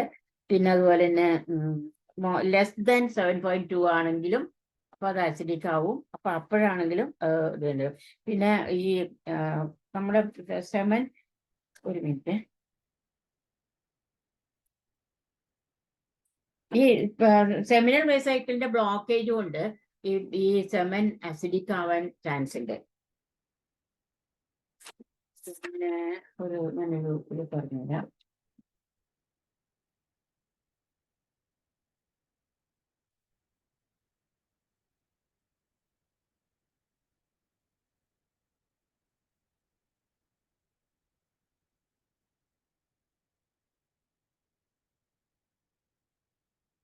ഞാൻ പറഞ്ഞില്ലേ pH of 7.2 to 8 ആണ്. അപ്പൊ ആൽക്കലൈൻ ആണ്. അത് അഥവാ ഈ അതിനെക്കാട്ടിലും ഇതായിട്ട് വരികയാണെങ്കിൽ അസിഡിക് സെമൻ ആവുകയാണെങ്കിൽ അവർക്ക് നമ്മൾ അവരോട് ഫ്രൂട്ട്സ്, ധാരാളം ഫ്രൂട്ട്സ് കഴിക്കാൻ പറയണം. അതുപോലെ തന്നെ ആസ്പരാഗസ്, പിന്നെ ലെമൺ, ഗ്രേപ്സ്, പിന്നെ എല്ലാം കഴിക്കാൻ പറയണം. പിന്നെ നാട്രം ഫോസ്, ആസ്പരാഗസ് ടിഞ്ചർ ഒക്കെ നല്ല ആ സമയത്ത് കൊടുക്കാൻ പറ്റിയത്. പിന്നെ ബിലോ 7 ആണെങ്കിൽ അവിടെ നമുക്ക് സാൾസപ്പരില്ല ടിഞ്ചർ ഉപയോഗിക്കാം. പിന്നെ ധാരാളം ചീരവർഗ്ഗങ്ങൾ, leafy vegetables, cucumber, milk products എല്ലാം കഴിക്കാൻ പറയണം. പിന്നെ ഈ സാൾസപ്പരിൽ നമുക്ക് pH കൂടിയാലും കുറഞ്ഞാലും നമുക്ക് കൊടുക്കാം, രണ്ടിനും കൊടുക്കാവുന്നതാണ്. അതുപോലെ തന്നെ pH കൊടുത്താൽ നാട്രം ഫോസ് കണ്ടിന്യൂസ് ആയിട്ട് കൊടുത്താൽ ആ അസിഡിക് നേച്ചർ ഒന്ന് കുറഞ്ഞു കിട്ടും. ഇത് നമ്മുടെ പത്മനാഭൻ ഡോക്ടറുടെ ഒരു ട്രിപ്പാണ് കേട്ടോ, ഡോക്ടർ പറഞ്ഞു തന്നതാണ്. പിന്നെന്താ, പിന്നെ സെമനിന് വേറെന്താ നോക്കുന്നത്? ഇനി പറഞ്ഞത് സെമനിന് കഴിഞ്ഞു, കഴിഞ്ഞു. പിന്നെ ഫ്രക്ടോസ് നെഗറ്റീവ് ആണെങ്കിൽ ഇതുപോലെ ഇജാക്കുലേറ്റ് ഡക്റ്റിന്റെ ഏതെങ്കിലും ബ്ലോക്ക് ആണെന്ന് നമുക്ക് മനസ്സിലാവും. പിന്നെ മോട്ടിലിറ്റി ശരിക്കും ഒരു 70% ഫോർത്ത് ഗ്രേഡ് മോട്ടിലിറ്റി, പിന്നെ 30% സെക്കൻഡ് ഗ്രേഡ് മോട്ടിലിറ്റി, പിന്നെ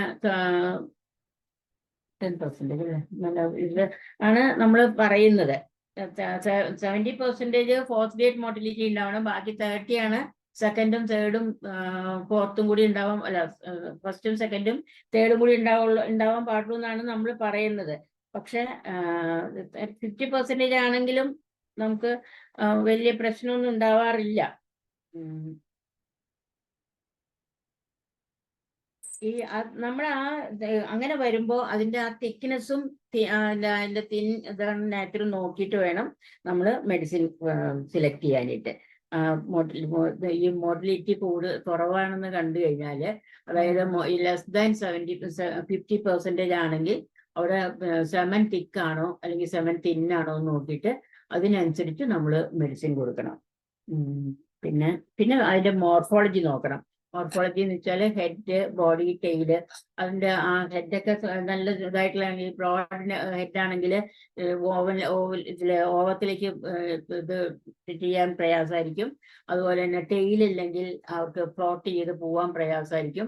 അപ്പൊ അങ്ങനെയുള്ള മോർഫോളജിക്കൽ ഡിഫക്റ്റും നോക്കണം. 1 to 14% ഈ എന്താണ് മോർഫോളജിക്കൽ ഡിഫക്റ്റ് നമുക്ക് കാണാൻ സാധാരണ ടെസ്റ്റ് ചെയ്യുമ്പോൾ കാണാറുണ്ട്. മോർ ദാൻ ദാറ്റ് ആകുമ്പോൾ നമ്മൾ അതിന് മെഡിസിൻ കൊടുക്കണം.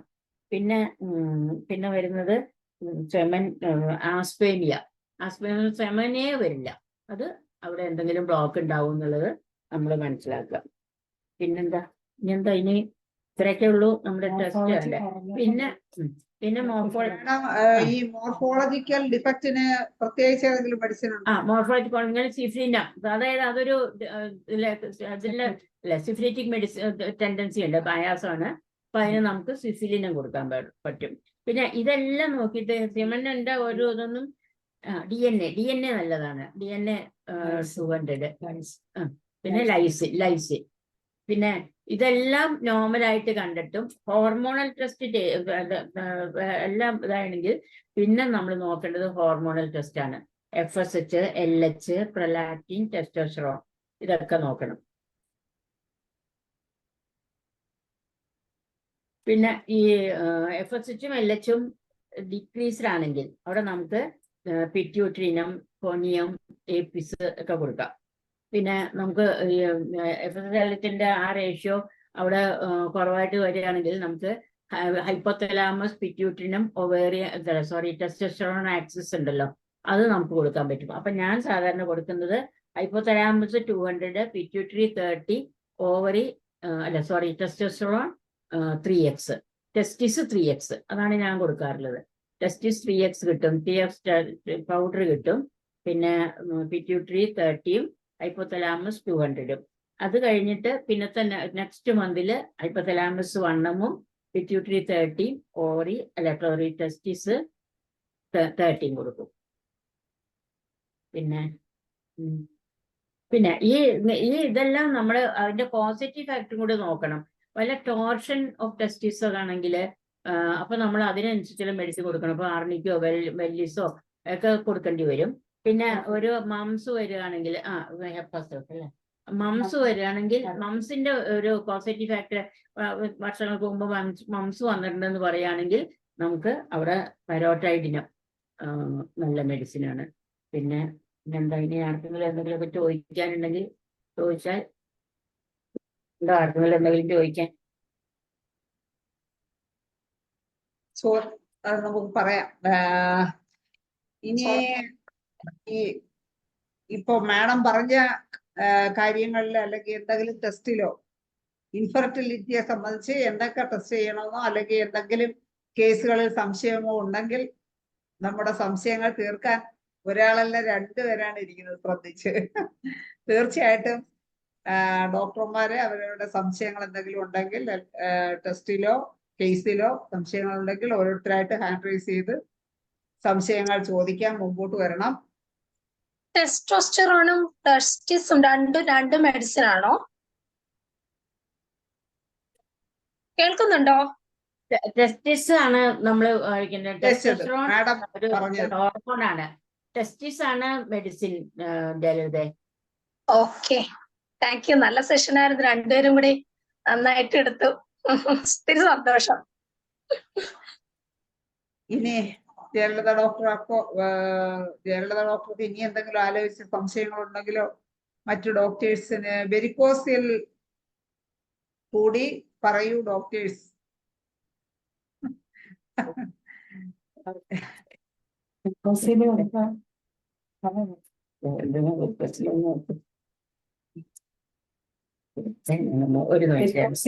നമ്മൾ അതിന്റെ ഇത് നോക്കണം, ഗ്രേഡ് ഏതാണ്. ഡോപ്ലർ സ്കാൻ ചെയ്ത് നോക്കിയിട്ട് വെരിക്കോസിന്റെ grade first, second, third grade അങ്ങനെ നോക്കും. ചൂട് കൂടുതലുള്ള ഒരു പേഷ്യന്റ് ആണ്, മെലിഞ്ഞൊരു അയഡത്തിന്റെ ഒരു ലുക്കുള്ള പേഷ്യന്റ് ആണെങ്കിൽ അയഡം 50 കൊടുക്കാം. അയഡം 50 കൊടുത്ത് എന്റെ ഒരു അത് ഏതാണ്ട് അതുപോലെ ചെയ്യുന്നത് ആലോചിച്ച് ചെയ്യുന്നത്. വെരിക്കോസിലിന് അയഡം കൊടുക്കും അല്ലേ? അയഡം 50 കൊടുക്കണം. 50.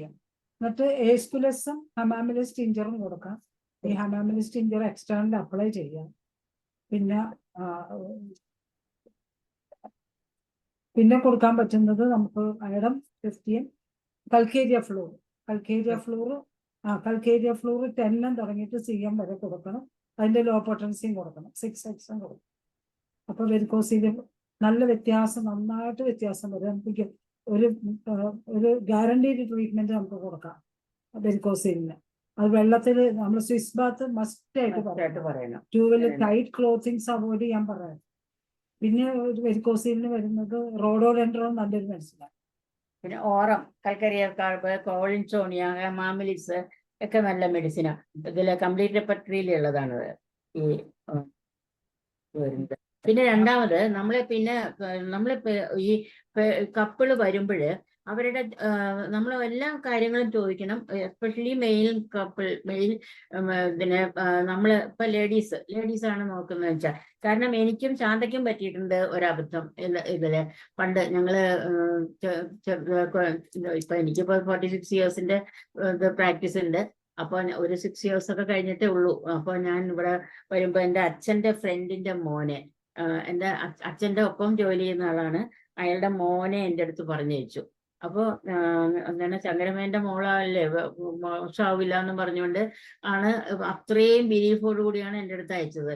എനിക്കാണെങ്കിൽ പനമ്പിള്ളയാറിൽ വന്ന് ഞാനിവിടെ പ്രാക്ടീസ് ചെയ്യാൻ തുടങ്ങിയപ്പോഴത്തേക്കും ഒരു 4-5 കേസ് സക്സസ് ആയി. ഞാനാണെങ്കിൽ ആ അഹങ്കാരത്തില് അങ്ങനെ മൂർധന്യത്തിൽ ഇരിക്കുന്ന സമയമാണ്.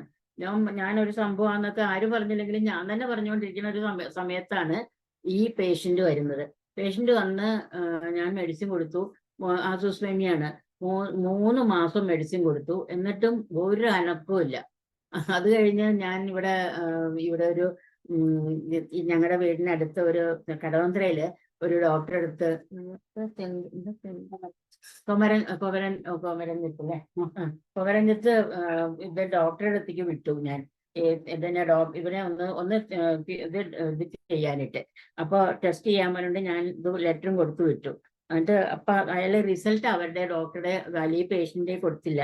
ഡോക്ടർ പറഞ്ഞു ഞാനത് നമ്മുടെ ഡോക്ടറോട് പറഞ്ഞോളാം എന്ന് പറഞ്ഞു. എന്നിട്ട് എന്നെ വിളിച്ചിട്ട് പറയാണ്, രമേ അയാൾക്ക് ടെസ്റ്റിസ് ഇല്ലാന്ന്. ഞാൻ ഈ 3 മാസവും ഇത് നോക്കാതെയാണ് അറിയുന്നത്. അതുകൊണ്ട് എൻ്റെ കുട്ടികളെ നിങ്ങളോട് ഞാൻ പറയാണ്, നമ്മൾ ഡോക്ടേഴ്സാണ്. നമുക്ക് ഞങ്ങളുടെ പ്രകാശൻ സാറ് പറയും, പ്രകാശൻ ഡോക്ടറുടെ അടുത്താണ് ഞാൻ ഹൗസ് സർജൻസി ചെയ്തത്.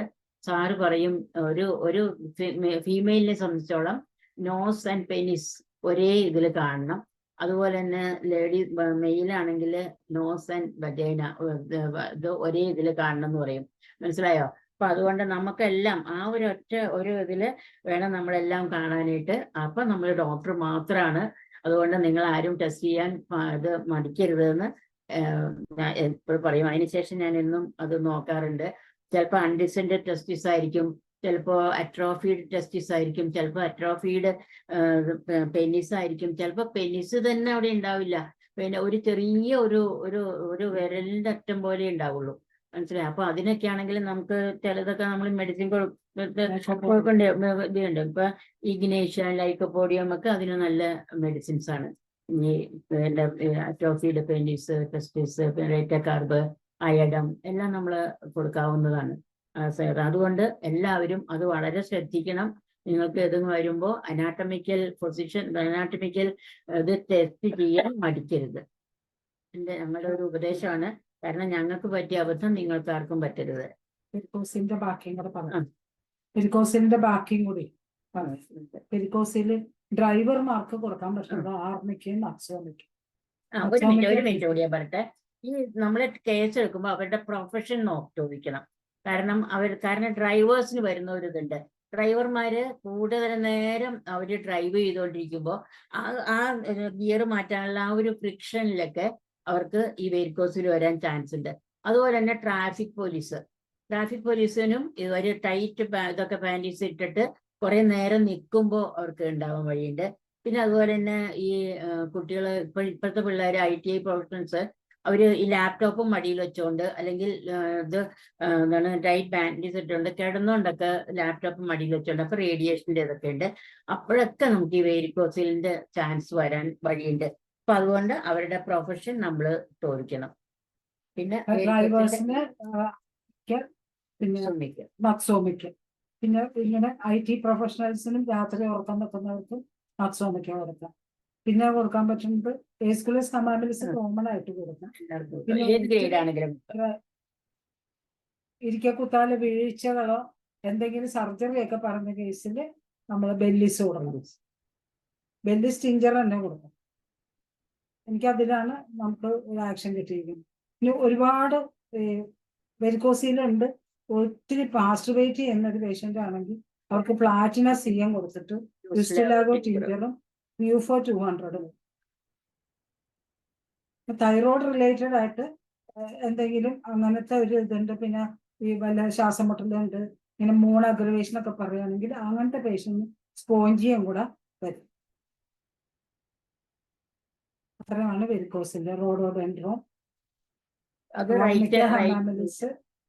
റൈറ്റ് സൈഡ് ലെഫ്റ്റ് സൈഡ് നോക്കിയിട്ട് റോഡോഡെൻഡ്രോനും റെക്ടോക്സ് കൊടുക്കാം. റഫ് ആൻഡ് ടഫ് ആയിട്ട് ജോലി ചെയ്യുന്ന ആൾക്കാരാണെങ്കിൽ നമുക്ക് റെസ്റ്റോക്സ് നല്ല ആയിരിക്കും. ആർണിക്ക, ഹമാമിലിസ്, ഇതാണ് വെരിക്കോസിന്റെ.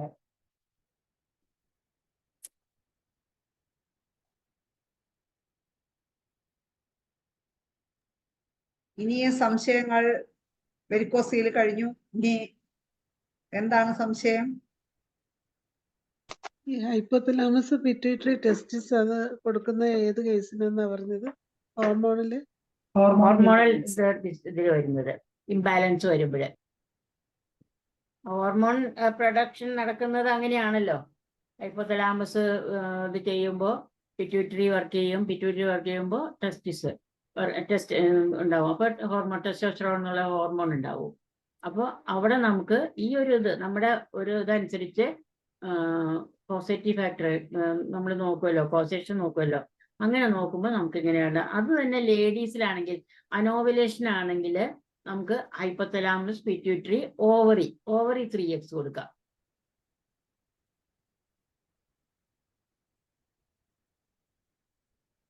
മറിയമ്മ ഡോക്ടർ കേൾക്കുന്നുണ്ടാവും. മറിയമ്മ ഡോക്ടറെ കേൾക്കുന്നുണ്ട്. ഇതിന് FSH LH കുറവ് വന്നാല് പിറ്റ്യൂട്ടറിനും കോണിയും വേറൊരു മരുന്നുകൂടെ പറഞ്ഞത്.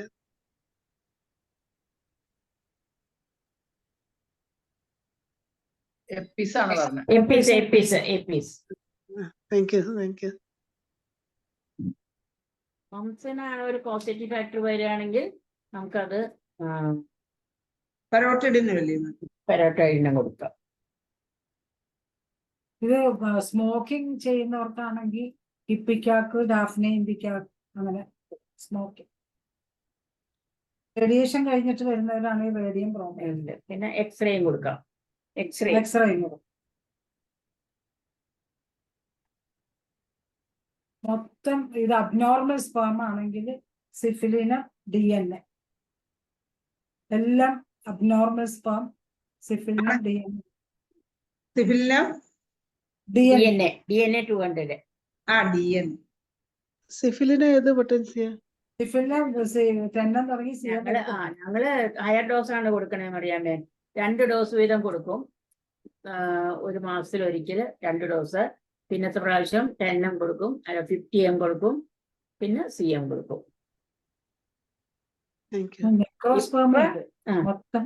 ഡെഡ് ആയിരിക്കുന്നത് അവിടെ ഡിസ്ട്രക്ഷൻ ആണല്ലോ. അപ്പൊ സിഫിലിറ്റിക് മയാസമാണ്. അത് ഇതായിട്ടാണ് നമ്മൾ ഈ സിഫിലിനം കൊടുക്കുന്നത്. ആന്റിസിഫിലിറ്റിക് ഡ്രഗ് എന്നുള്ളതിലാണ് സിഫിലിനം കൊടുക്കുന്നത്. ജീവൻ വരാനായിട്ട് ജിൻസങ് കൊടുക്കും. ജിൻസങ് ടിഞ്ചർ, ടിഞ്ചർ. ഈ ജിൻസൺ കൊടുത്താലുള്ള ഒരു ഇതെന്ന് വെച്ചാല് അവർക്ക് അശ്വഗന്ധ, ജിൻസങ്, ടിനോസ്പോർ ഒക്കെ കൊടുത്താല് അവരതിന് ശരിക്കും പറയുകയാണെങ്കിൽ നമ്മുടെ ഇന്ന് അവര് തീരുമ്പോ അവർ വാങ്ങിച്ചോണ്ട് പോകും. ഈ ജിൻസങ് ഒക്കെ അവർ അഡിക്റ്റഡ് ആവും.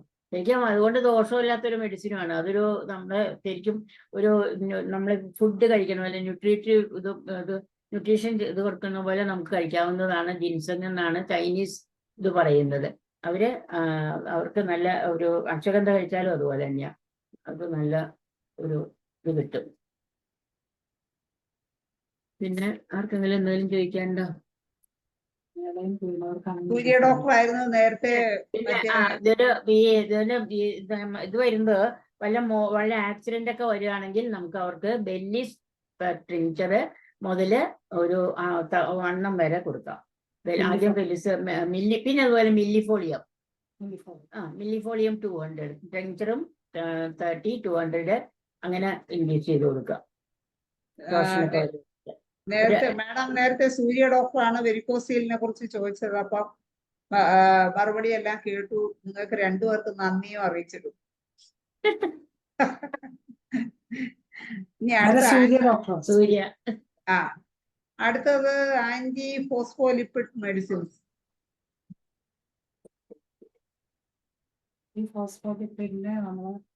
ആന്റി ഫോസ്ഫോലിപ്പിഡ് മെർക്സോള് സീറോബാർത്തറി, എപ്പിസും സീറോബാർത്തറിയാണ്. സാറ് പറഞ്ഞതാണ്.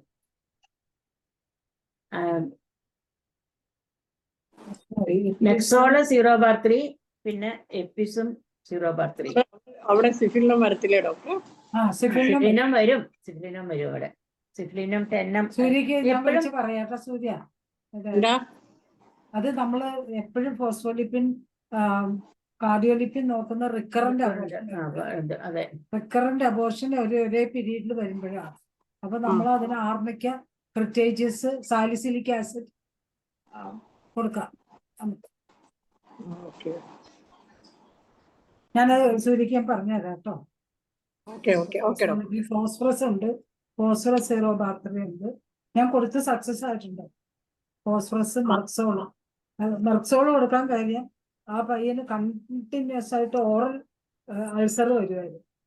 ഓറൽ നമ്മൾ അപ്റ്റൽ അൾസർ എന്ന് പറയില്ലേ, അപ്പൊ അത് വരുന്നതുകൊണ്ടാണ് മെർക്സോള് കൊടുത്തത്. അപ്പൊ അതുകൊണ്ട് കറക്റ്റ് ആക്കാൻ പറ്റി. ഈ സീറോബാർത്തറി കൊടുത്ത് സീറോബാറിൽ തന്നെ നിൽക്കുമോ അതോ അത് കഴിഞ്ഞ്? ഞാൻ സീറോബാറിൽ തന്നെ നിന്ന സീറോബാർത്തറിയും അതും ഈ മെർക്സോൾ സീറോബാർത്തറി തന്നെ കൊടുത്തത്. ആർമിക്കയും കൊടുത്തിരുന്നത് ഭയങ്കര പെയിൻഫുൾ. മിക്കവാറും ഞാൻ ഇത് വെച്ചിട്ടാ കൊടുത്തത്. ഈ മൗത്ത് അൾസറും കൂടെ ഒരു നോക്കിയിട്ടാണ് കൊടുത്തത്. അത് പിന്നെ കൺസീവ് ആയി കഴിയുമ്പോൾ നമ്മൾ എല്ലാ പ്രോട്ടോകോളും കൊടുക്കുമല്ലോ. ഈ റിക്കറന്റ് അബോർഷൻ വരുമ്പോഴ് നമ്മള് സെമനില് ടെസ്റ്റ് ചെയ്യാനായിട്ട് ഒരിക്കലും മറക്കരുത്. കാരണം നെക്രോസ്പെർമിയ ഉണ്ടെങ്കിൽ ഈ അബോർഷൻ ഉണ്ടാവാൻ ചാൻസ് ഉണ്ട്. കാരണം ഇതല്ലേ. അപ്പൊ നെക്രോസ്പെർമിയ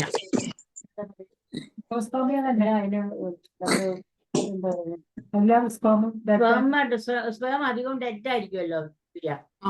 മോർ ദാൻ 70% അത് ഇതായിരിക്കുമ്പോ അല്ല 100% ആവില്ല. അവിടെ പ്രഗ്നൻസി കിട്ടുന്നുണ്ട്, പക്ഷെ അബോർഷൻ ഉണ്ടാവുന്നുണ്ട്. മനസ്സിലായോ? അപ്പൊ അതില് ഒരു മോർ ദാൻ 70% ഡെഡ് ആയിരിക്കും. അവർക്ക് തന്നെ ഉള്ളത് വീക്കും ആയിരിക്കും. പക്ഷെ അവിടെ ഇത് ചെയ്യും. പിന്നെ അത് കഴിഞ്ഞ് ആ ഒരു ശരിക്കും 3rd month ആകുമ്പോഴത്തേക്കും അതിന്റെ വളർച്ച വരുമ്പോഴത്തേക്കും അബോർഷന് ടെൻഡൻസി ഉണ്ടാവും. അപ്പോഴാണ് നമ്മൾ ഈ ഇത് നോക്കണം എന്ന് പറയുന്നത്. സെമൻ അനാലിസ് ചെയ്യണം എന്ന് പറയുന്നത്.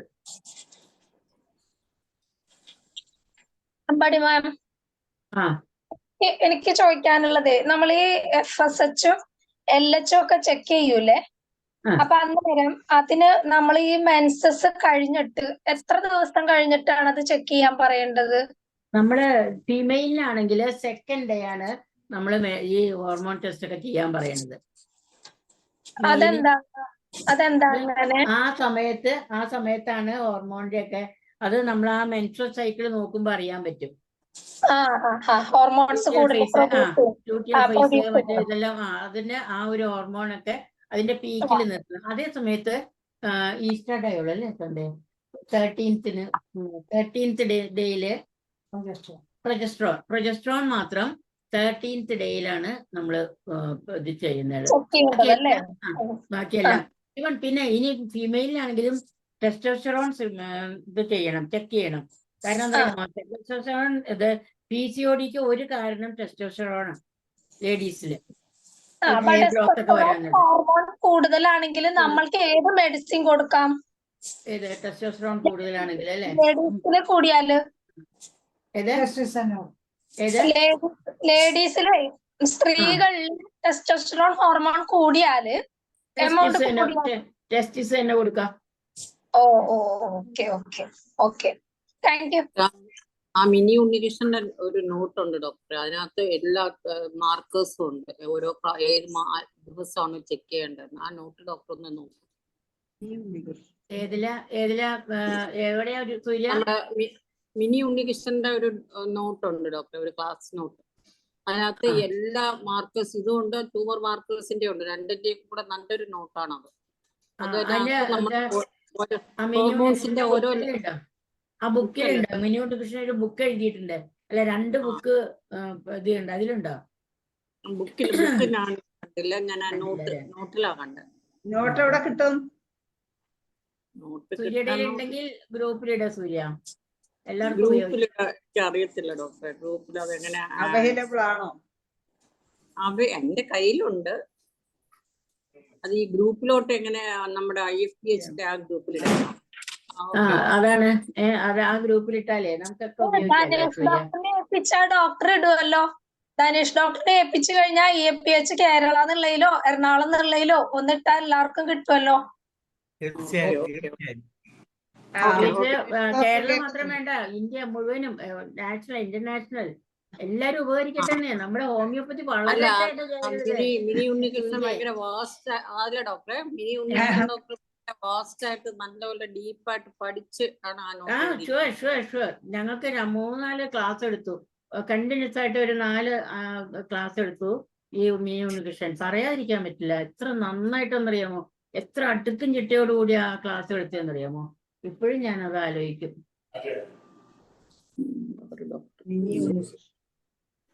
ഹോമിയോപ്പതിക്ക് ഭയങ്കര നഷ്ടമാണ് മിനി. തീർച്ചയായിട്ടും വലിയൊരു നഷ്ടം ഞങ്ങൾക്കും അല്ലേ. നമ്മുടെ നല്ല ഫ്രണ്ട്. ഓക്കെ, ഇനി സംശയങ്ങൾ ചോദിക്കാനുള്ളവർക്ക് ചോദിക്കാം. ഇന്നത്തെ ഒരു പ്രത്യേകത കേട്ടത്, ജയലളിത ഡോക്ടറുടെ മൈക്കിന് നല്ല വോളിയുണ്ട് കേട്ടോ. ഡോക്ടറുടെ സൗണ്ടിനും ഉണ്ട് നല്ല വോളിയം. എന്റെ അല്ലല്ല, നല്ല പിച്ച്, ഭയങ്കര ചെവി തുളച്ച് സൗണ്ട്. ഹൈ പിച്ചാണ്. പാട്ട് പാടുന്ന ഡോക്ടറാണ്. പാട്ട് പാടുവോ? എന്നിട്ട് ഇതുവരെ ഈ പ്ലാറ്റ്ഫോമിൽ ഞാൻ വന്നവർക്ക് ഇതുവരെ കേട്ടിട്ടില്ല. ഡോക്ടറെ ഞാൻ ആ സൗണ്ട് വെച്ച് ഡയഗ്നോസ് ചെയ്തതാണ് പാട്ട് പാടുന്ന ഡോക്ടർ ആയിരിക്കും എന്ന്. അല്ലേ? അത് ശരി, ഞാൻ കേട്ടിട്ടില്ല ഇതുവരെ. നമ്മളെ പ്ലാറ്റ്ഫോമിൽ ഞാൻ ഉള്ളപ്പോ പാടിയിട്ടുമില്ല. ഇനി എന്റെ ഇതുണ്ടെങ്കിൽ ഞാൻ അയക്കാം, നമ്മുടെ ഗ്രൂപ്പിലിടാം. മാഡം, അടുത്ത ക്വസ്റ്റ്യൻ വന്നിട്ടുണ്ട്. ശോഭന രാമവർമ്മ മാഡം ആണ് ചോദിച്ചിരിക്കുന്നത്. ഡോക്ടർ ചോദിച്ചിരിക്കുന്നത് ഇമ്പോർട്ടൻസ് മെഡിസിൻ. ഇമ്പോർട്ടൻസിന്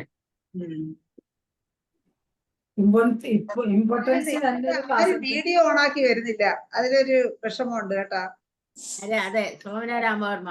സംശയം ചോദിക്കുന്നവരെ ഒന്നും മുഖം കാണുന്നില്ല. എല്ലാരെയും ഒന്ന് കാണാൻ വല്ലപ്പോഴും ഒക്കെ. കാണാൻ കൊള്ളത്തില്ല. അതൊക്കെ കൊള്ളാം.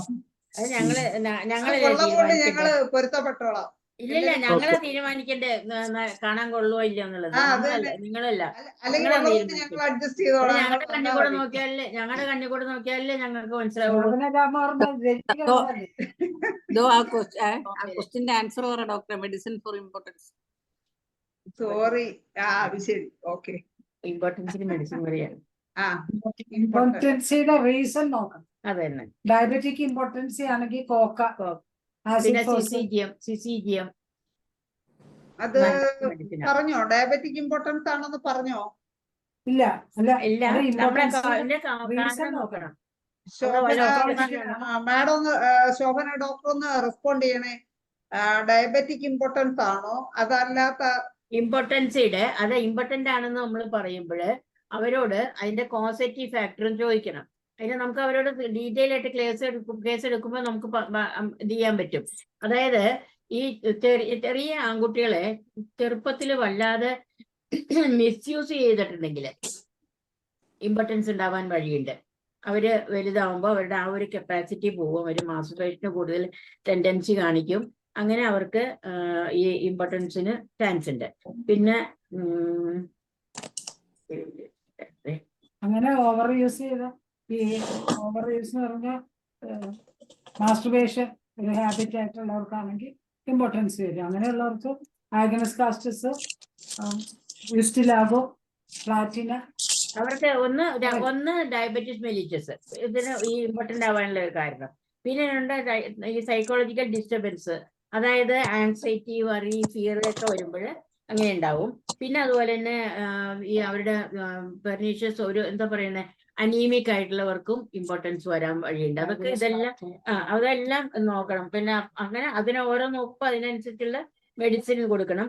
പിന്നെ അതുപോലെ തന്നെ അവർ ആൽക്കഹോളിക് ആണോ, എന്തെങ്കിലും ഡ്രഗ്സ് ഉപയോഗിക്കുന്നുണ്ടോ, അതൊക്കെ നോക്കണം. പിന്നെ അതുപോലെ തന്നെ ഈ ഇതില് മാസ്റ്റർബേഷൻ കൂടുതലുണ്ടോ, സെക്ഷൽ അബ്നോർമാലിറ്റി, വേറെ ഏതെങ്കിലും സെക്ഷൽ പെർവേർഷൻ ഉണ്ടോ എന്ന് നോക്കണം. പിന്നെ സെലിബസി, അവർക്ക് വളരെ നാൾ അവർ ബന്ധപ്പെടാതിരുന്നു കഴിഞ്ഞാൽ അവർക്ക് ആ ഒരു കപ്പാസിറ്റി പോയി പോവും. പിന്നെ അതുപോലെ തന്നെ വെനറിയൽ ഡിസീസ്, സിഫിലിസ് അങ്ങനെയൊക്കെ ഉള്ളത് വരുമ്പോൾ. പിന്നെ ഇനി ഒന്ന് എക്സസ് ഓഫ് സെക്ഷൽ ഇന്റലിജൻസ് അങ്ങനെയാണെങ്കിൽ ഉണ്ടാവും. പിന്നെ അതുപോലെ തന്നെ പിന്നെ ഈ ഇത് ന്യൂറോളജിക്കൽ ഇതുണ്ട്, സ്പൈനൽ സ്പൈനൽ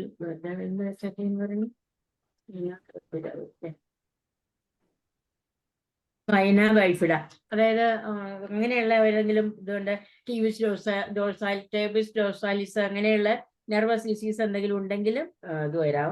പിന്നെ അതുപോലെ തന്നെ ടെസ്റ്റോസ്റ്ററോൺ ഇല്ലാതിരുന്നാലോ അല്ലെങ്കിൽ ടെസ്റ്റോസ്റ്ററോൺ കുറഞ്ഞാലോ അവർ ഇമ്പോർട്ടൻ്റ് ആവാം. അവർക്ക് അതിനുള്ള മെയിൽ ഹോർമോൺ ഇല്ലാതിരുന്നാലും വരാമല്ലോ. പിന്നെ അതുപോലെ തന്നെ B complex, vitamin D3 vitamin ഇതിലെ ബി കോംപ്ലക്സ് ഒക്കെ ഡെഫിഷ്യൻസി ഉണ്ടെങ്കിലും ഇങ്ങനെയെല്ലാം വരാം.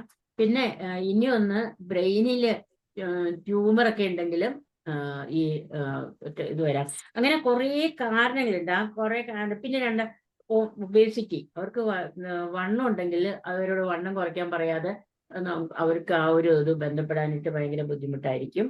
പിന്നെ എന്താ പറയണേ, അതൊക്കെ നോക്കിയിട്ട് ആ പോസിറ്റീവ് ഫാക്ടർ മുഴുവൻ നോക്കിയിട്ടാണ് നമ്മൾ മെഡിസിൻ കൊടുക്കുക.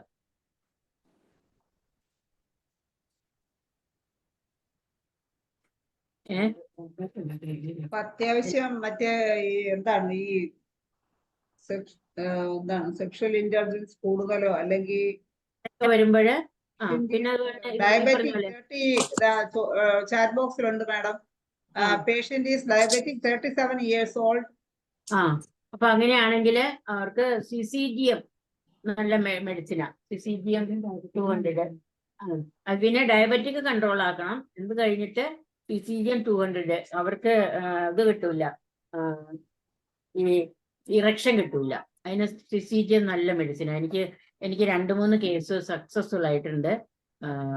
ഇറക്ടൈൽ ഡിസീസ് ആണെന്നാ പറഞ്ഞിരിക്കുന്നത്. പ്രധാനമായിട്ട് ED ആണ്. ഇമ്പോർട്ടൻസ് എന്ന് പറഞ്ഞൂടാ. 2 കുട്ടികളുണ്ട്. ED ആണ്, അതായത് എപ്പോഴും ഇറക്ഷൻ ഉണ്ടാവുന്നില്ല. ഇടയ്ക്കിടയ്ക്ക് ഇറക്ഷൻ ഉണ്ടാവുന്നുണ്ട്, ഇടയ്ക്ക് ഉണ്ടാവുന്നില്ല. അതിന് ഏറ്റവും നല്ലത് CCGM 200. പിന്നെ ജിൻസങ്, ആഗ്നസ് ഒക്കെ കൊടുക്കാം. പക്ഷേ ഇതൊക്കെ ആണെങ്കിലും ഡയബറ്റീസ് കൺട്രോൾ അല്ലെങ്കിൽ അവർക്ക് ആ കപ്പാസിറ്റി ഉണ്ടാവില്ല. ഡയബറ്റീസും കുറച്ച് കൺട്രോൾ ആവില്ലേ? CCGM 200 കൊടുത്തു കഴിയുമ്പോൾ ഡയബറ്റീസ് കൺട്രോൾ ആവും.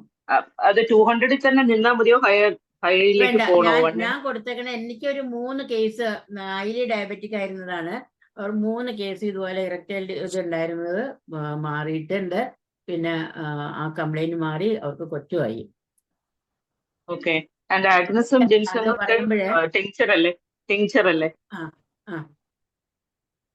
ആഗ്നസും ജിൻസങ്ങും ഒക്കെ ടിങ്ചർ, അശ്വഗന്ധ ഒക്കെ കൊടുക്കാം.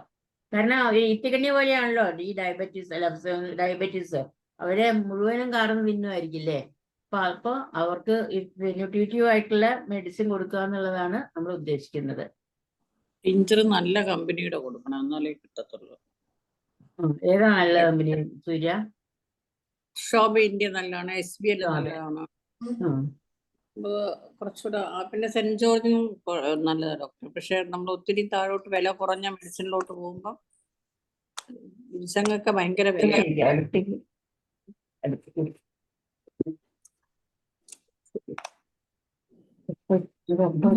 ഇമ്പോർട്ടൻസിന്റെ കാര്യം. സൂര്യ ഡോക്ടർ കൊല്ലത്ത് മെഡിക്കൽ സ്റ്റോർ നടത്തിയിരുന്നാലും ഇപ്പോഴും ഉണ്ട്. നടത്തിക്കൊണ്ടേയിരിക്കുന്നു. അതാണ് ഞാൻ കുറച്ചു നേരം കൊണ്ട് ഈ സൗണ്ടൊക്കെ കേട്ടപ്പോഴേ കുറച്ച് നാൾ മുമ്പേ ഞാൻ അത് ഐഡന്റിഫൈ ചെയ്തു.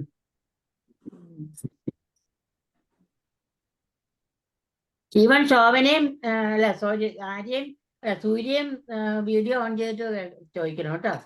അല്ലേ ഒരുമാതിരി ഡോക്ടറെ ഞാൻ ഇതിന്റെ ഇടയിൽ ചപ്പാത്തി പുള്ളിക്കാരന് ചുട്ടു കൊടുത്തു. ചപ്പാത്തി കുഴപ്പമില്ല. ഞാൻ രാത്രി 8 മണിയാവത്തില്ല ഡോക്ടറെ വീട്ടിൽ എത്തും. താമസിക്കുന്നത് കൊല്ലത്ത് തന്നെയാണോ ഡോക്ടറെ? അതെ അതെ. കൊല്ലത്ത് എവിടെയാണ്?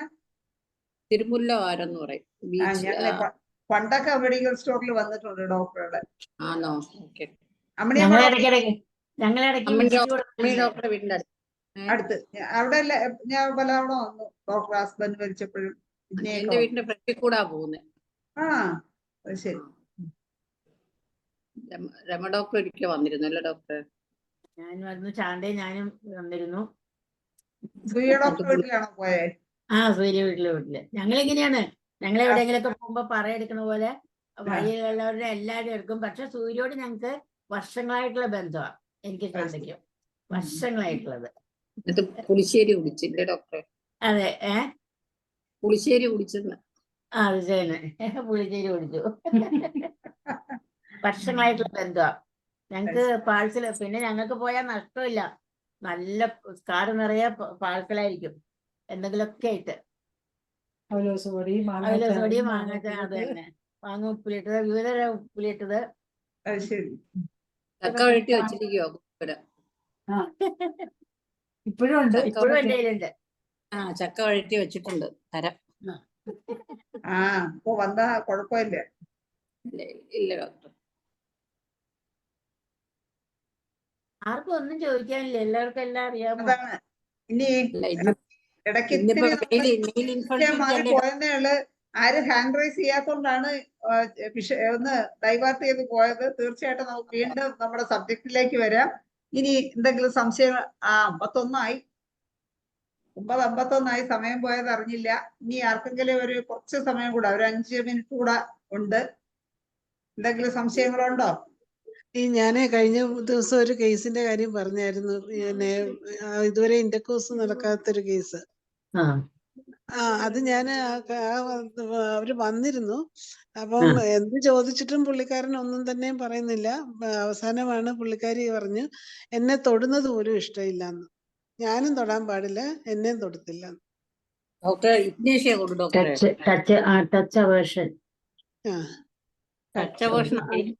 മൈൻഡിൽ അത്രത്തോളം ഡീപ്പായിട്ടുള്ള ഒരു ഇത് വന്ന് കാണത്തില്ല. സംതിങ് റിലേറ്റഡ് ടു വേറെ എന്തെങ്കിലും കാണും. അപ്പൊ ഒരു ഇഗ്നേഷ്യയിൽ തുടങ്ങും. ഇഗ്നേഷ്യ ഏത് പൊട്ടൻസി കൊടുക്കണം? ഞാൻ അർജന്റനൈട്രിക് ഒരെണ്ണം എടുത്ത് ചോദിച്ചു, ഇങ്ങനെ ടെൻഷൻ ഉണ്ടോ? അന്ന് ദേവൻ ഡോക്ടർ ഇങ്ങനെ അർജന്റനൈട്രിക്കത്തിന്റെ കാര്യം പറഞ്ഞായിരുന്നല്ലോ.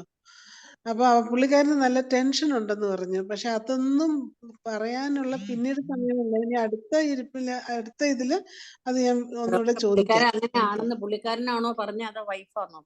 വൈഫ് പറഞ്ഞു, ഒരു ഭാര്യയോട് പെരുമാറുന്ന പോലെ അല്ല ഡോക്ടറെ എന്നോട് പെരുമാറുന്നത്. എന്നെ ഒന്ന് തൊടുവോ, ഞാൻ അങ്ങോട്ട് അറിയാവുന്ന തൊടുവോ ചെയ്തു കഴിഞ്ഞാൽ പുള്ളി ഉടനെ തട്ടി മാറ്റി കളയുമെന്ന്. എന്തെങ്കിലും റീസൺ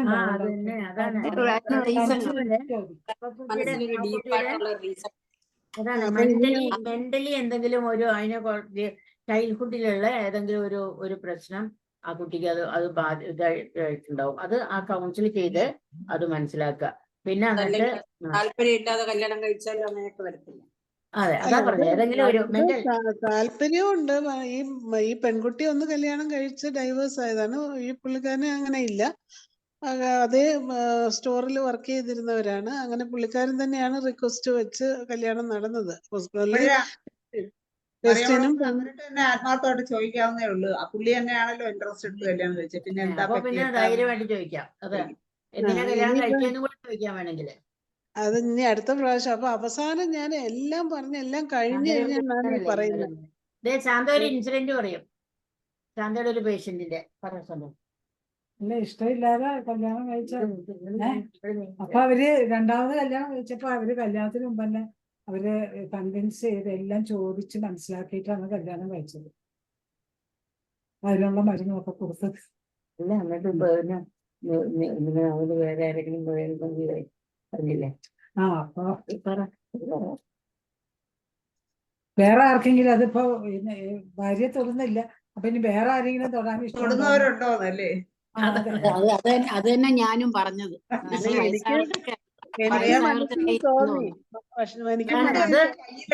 മറിയാമേ, നമ്മൾക്ക് നമ്മളുടെ ഉദ്ദേശം അവർക്ക് റിസൾട്ട് ഓറിയന്റഡ് ആയിരിക്കണം നമുക്ക്. അപ്പൊ നമ്മൾ എല്ലാ വഴിയും നമ്മൾ എടുത്തോളണം. അവിടെ നമുക്കൊരു നാണോ അല്ലെങ്കിൽ നമുക്കൊരു ഡെലിക്കസിയോ ഒന്നും തോന്നേണ്ട ആവശ്യമില്ല. നല്ല ഫ്രാങ്ക് ആയിട്ട് ചോദിക്കുക. നീ തൊട്ടില്ലെങ്കിൽ പിന്നെ ഇവിടെ ആര് തൊടുന്നു ചോദിക്കുക. മനസ്സിലായോ? ഞാൻ പറയാം എന്റെ ഇൻസിഡന്റ്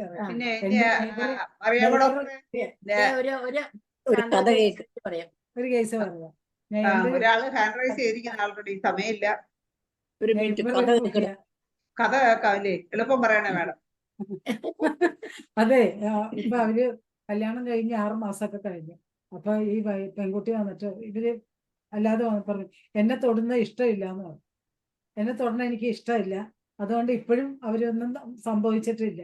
അപ്പൊ ഞാൻ പറഞ്ഞു ഒരു കാര്യം ചെയ്യ്, ഞാൻ അയാളെ വിളിച്ചിട്ട്, എനിക്കറിയാം, ഞാൻ പറഞ്ഞു അയാളെ വിളിച്ചിട്ട് പറയും ഈ പെണ്ണിനെ ഒന്നും പറ്റത്തില്ല, നീ വേറെ ആരെയും കല്യാണം കഴിക്കും, അല്ലെങ്കിൽ വേറെ ആരെങ്കിലും അവന് ഇഷ്ടമുള്ളിടത്തേക്ക് പോകും, നീ തൊടാൻ സമ്മതിച്ചില്ലെങ്കിൽ അവൻ വേറെ ഉള്ളിടത്തോട്ട് പോകും എന്ന് പറഞ്ഞു കഴിഞ്ഞ് എന്റെ വീടിന്റെ മുമ്പിൽ കൂടെ തന്നെ പോകുന്നതാ അവർ രണ്ടുപേരും.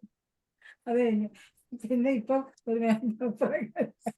ഞാൻ പറഞ്ഞു നീ തൊടാൻ സമ്മതിച്ചില്ലെങ്കിൽ അവൻ തൊടാൻ സമ്മതിക്കുന്നവരുടെ അടുത്തോട്ട് പോകും. അതുകൊണ്ട് അപ്പൊ ഇത് പക്ഷെ അങ്ങേരൂടെയാണ് പറയേണ്ടത്. പറയുമ്പോ കാരണം നമ്മള് റിസൾട്ട് ഓറിയന്റഡ് ആയിരിക്കണം. നമ്മുടെ ഉദ്ദേശം നല്ലതായിരിക്കണം. ലക്ഷ്യം നല്ലതാണെങ്കിൽ അതിന്റെ മാർഗവും നല്ലതായിരിക്കും, അതിന്റെ റിസൾട്ടും നല്ലതായിരിക്കും. മറിയാമ്മ ഡോക്ടർ കേട്ട് കാണുമെന്ന് വിചാരിക്കുന്നത്. മറിയാമ്മ ഡോക്ടർ കയ്യിലാണ് എല്ലാം ഇരിക്കുന്നത്. അടുത്ത പ്രാവശ്യം വരുമ്പോ ഒന്ന് ക്വസ്റ്റ്യൻ ചെയ്യാം. ധൈര്യമായിട്ട് പറഞ്ഞു മറിയാമ്മേ. നമ്മുടെ പ്രകാശ് സാറ് പറഞ്ഞ പോലെ നമ്മളിതൊന്നും കാര്യം ഇതായിട്ട് എടുക്കണ്ട. നമുക്കെല്ലാം ഒന്ന് തന്നെയാ. ഒരു ഇന്റർകോഴ്സ് ചെയ്യുന്നതും അതുപോലെ തന്നെ അതിനെപ്പറ്റി ചോദിക്കുന്നതും അവരുടെ ഭക്ഷണശീലങ്ങൾ ചോദിക്കുന്നതും ഒക്കെ ഒരേ ആറ്റിറ്റ്യൂഡോട് തന്നെ വേണം നമ്മൾ ചോദിക്കാൻ. അല്ലാതെ അവിടെ നമ്മളൊരു ഡെലിക്കസി ഒന്നും കാണിക്കേണ്ട ആവശ്യമില്ല. ഏലിയാമ്മ ജോർജ് ഹാൻഡ് റൈസ് ചെയ്തിരിക്കുന്നത്. ഏലിയാമ്മ ജോർജ് ഡോക്ടർ എന്താണ് മാഡം? ഞാൻ ഇന്നത്തെ സബ്ജക്റ്റുമായിട്ട് ബന്ധപ്പെട്ട കാര്യമല്ല ചോദിക്കാൻ വന്നത്. അതായത് ഇന്നിപ്പോ കിട്ടിയ ഒരു കേസാണ്, ഒരു മെറ്റാസ്റ്റാസിസ് കാൻസറിന്റെ. നേരത്തെ റെക്ടൽ അതില് ഇതുണ്ടായിരുന്നു, ഇപ്പൊ അത് ബോണിലേക്ക് സ്പ്രെഡ് ആയിരിക്കുന്നു. എനിക്ക് ഭയങ്കര സിവിയർ വേദന. അത് ചോദിച്ചപ്പം അങ്ങനെ എപ്പോഴും സ്വീറ്റ് ഉള്ള സാധനങ്ങൾ, പുളിയുള്ള സാധനങ്ങൾ അതൊക്കെ ഇഷ്ടപ്പെടുന്ന ആളാണ്. അത്ര വലിയ കുളിരൊന്നുമില്ല, പക്ഷെ ഇറ്റ്സ് എ നോർമൽ ബിഹേവിയർ ആണ്. വളരെ നോർമൽ ടിമിഡാണ്. വേറെ പ്രത്യേകമായിട്ടൊരു ഇതൊന്നും പറയാനില്ല. എന്തെങ്കിലും കൊടുക്കാനുണ്ടോ എന്ന് ഇപ്പൊ നിന്നെ വിളിച്ച് ചോദിച്ചു. നമുക്ക് ഈ മെറ്റാസ്റ്റാസിസ് ആണെങ്കിൽ ഒരു ബ്രോട്ടാനോ അല്ലേ, ബ്രോട്ടാനും കൊടുക്കുമല്ലോ. യൂഫോർബിയം കൊടുത്തു കഴിഞ്ഞാല് വേദന കുറയും ഡോക്ടറെ.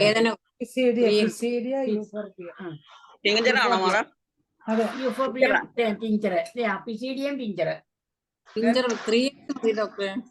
എന്തോ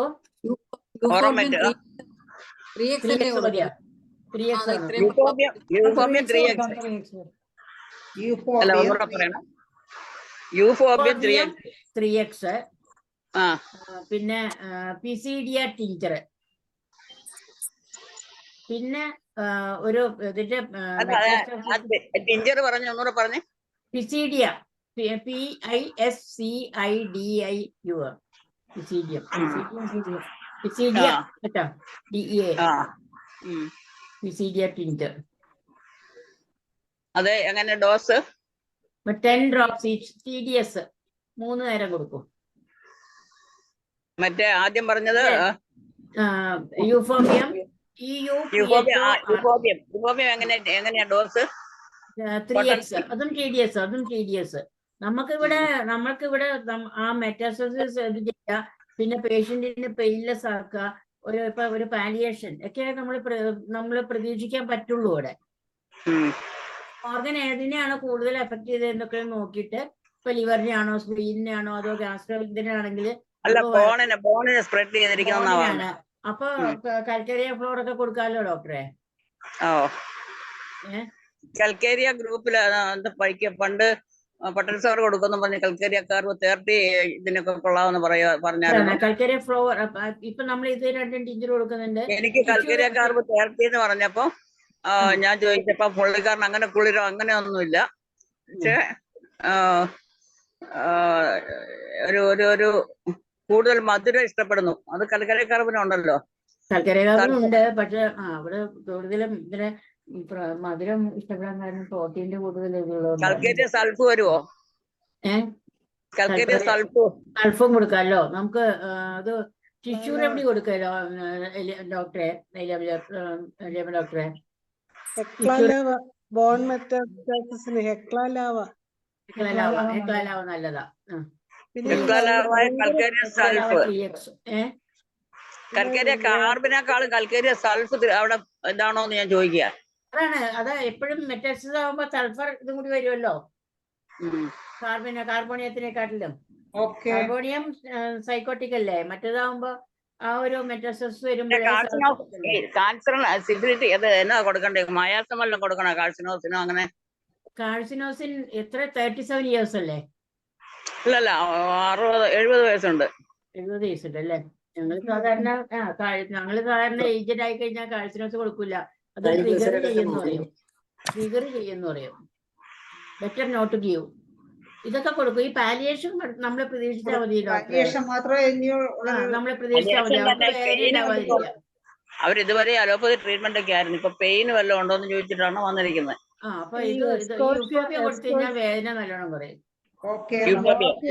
നമ്മുടെ മോർഫിയയാണ് മെസ്കോഷ്യ കാലിഫോർണിക്ക എന്ന് പറഞ്ഞൊരു മരുന്ന്. അത് ഭയങ്കര പെയിൻ കുറയ്ക്കുന്നല്ലോ അല്ലെ? അതെ.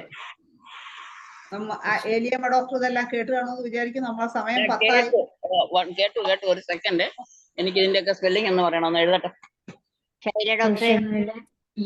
എന്തോ ഒരു മിനിറ്റ് രാജി, ഒരു മിനിറ്റ്.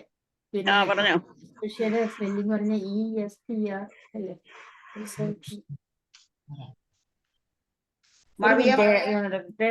സ്പെല്ലിംഗ് പറയുമ്പോഴേ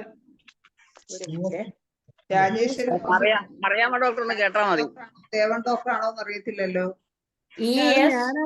ഞാൻ പറഞ്ഞുതരാം. ESCHSCHOLTZIA എസ്കോൾസിയ കാലിഫോർണിക്ക. CALIFORNICA. അതെ, മോർഫിയയ്ക്ക് പകരം കൊടുക്കാന്നല്ലേ പറഞ്ഞേ? അതെ.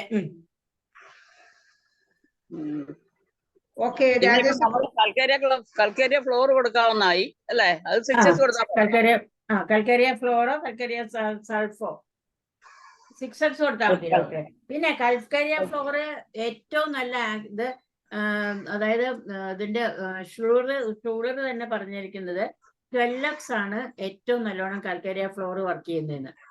10x അല്ല 12x കൽക്കരിയ ഫ്ലോർ. കാറ്ററാക്ടിന് 12x കൊടുക്കുന്നത് കൽക്കരിയ. ഞാൻ കൽക്കരിയ ഫ്ലോർ എല്ലാത്തിനും കൽക്കരിയ ഫ്ലോർ 12x എടുക്കുന്നത്. മാഡം ഓക്കെ, നമ്മളെ സമയം 10 മണി കഴിഞ്ഞ് 3-4 മിനിറ്റും ആയിട്ടുണ്ട്. ഇനി നമുക്ക് രാജേശ്വരി ഡോക്ടർ ആണോ അതെ ദേവൻ ഡോക്ടർ ആണോ? രാജേശ്വരി ഡോക്ടറെ സ്പീഡിലെ സംശയം എന്താന്ന് വെച്ചാൽ ചോദിച്ചോളൂ. രാജേശ്വരി ഡോക്ടറിന്റെ ഈ നമ്മളെ 2 മാഡം ഉണ്ട്, അവർക്കുള്ള നന്ദിയും കൂടെ പറയണം. സ്പീഡിൽ തന്നെ ചോദിക്കണം. സമയം നമുക്കില്ല, ഒരുപാട് നീട്ടിക്കൊണ്ടുപോകാണ്. സമയബന്ധിതമായി തീർക്കണം എന്നുള്ളതാണ് നമുക്കുള്ള നിർദ്ദേശം. അതുകൊണ്ട് നമുക്ക് ഒരുപാട് നീട്ടാൻ പറ്റില്ല. രാജേശ്വരി ഡോക്ടർ ചോദിച്ചോളൂ. ക്യൂബറ്റിനൊന്നും ചോദിക്കാനില്ലേ? രാജേശ്വരി ഡോക്ടർ എളുപ്പം ചോദിക്കും, ഇനി സമയമില്ല. അല്ല, ഞാനൊരു ക്ഷീയ രക്തത്തിന്റെ കാര്യം പറയാറുണ്ടായിരുന്നല്ലോ. അത് തന്നെ ഇന്നത്തേക്ക് ആസ്വദിക്കട്ടെ. ഇതുവരെ ചോദിച്ചില്ലല്ലോ. ഓർമെന്റ് 30 കൊടുക്ക്, നല്ല ധൈര്യമായിട്ട് കൊടുക്ക്. നൈറ്റ് അഗ്രവേഷനും കൂടെ ആണെങ്കിൽ ബോൺ അഫെക്ഷന് വളരെ നല്ലതാണ്, മെറ്റാസ്റ്റാസിസിനും കൂടി. അത് പറയാൻ ഒന്നുകൂടെ പറയൂ.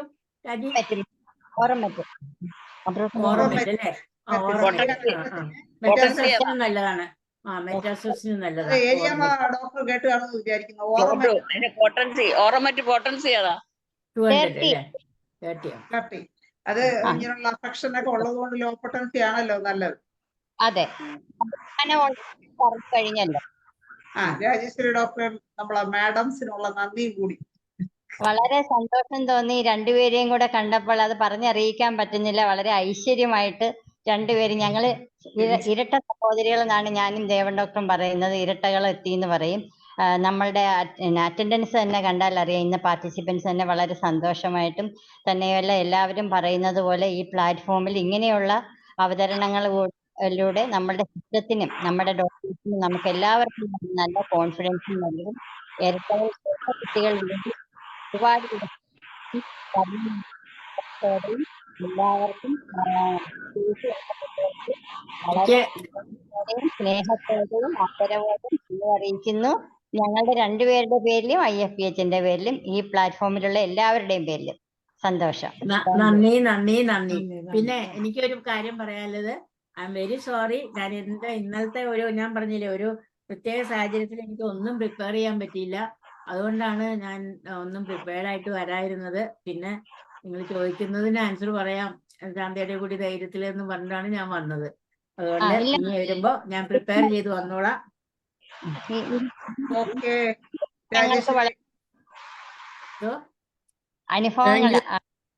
അനുഭവങ്ങൾ തന്നെ ഞങ്ങളുടെ വളരെ ധാരാളം. Thank you very much madam. Okay Rajeshwari ഡോക്ടറെ നന്ദി. അപ്പൊ ഇന്ന് നമുക്ക് ഇരട്ടി മധുരമായിരുന്നു. രണ്ടുപേരും കൂടെ ആയപ്പോ സാധാരണ ഉള്ളതിൽ കവിഞ്ഞ് ഇരട്ടി മധുരം നൽകിയ രണ്ട് മാഡംസിനും ഒരിക്കൽ കൂടി നന്ദി പറഞ്ഞുകൊണ്ട് ഇന്നത്തെ ശ്രോതാക്കൾക്കും എല്ലാവർക്കും ഒരിക്കൽ കൂടി നന്ദി പറഞ്ഞു. എല്ലാവർക്കും ശുഭരാത്രി നേർന്നുകൊണ്ട് വൈൻഡപ്പ് ചെയ്യുന്നു ഇന്നത്തെ മലയാള സെഷൻ. നന്ദി, നമസ്കാരം. Thank you doctor. Okay, thank you. Good night. Good night.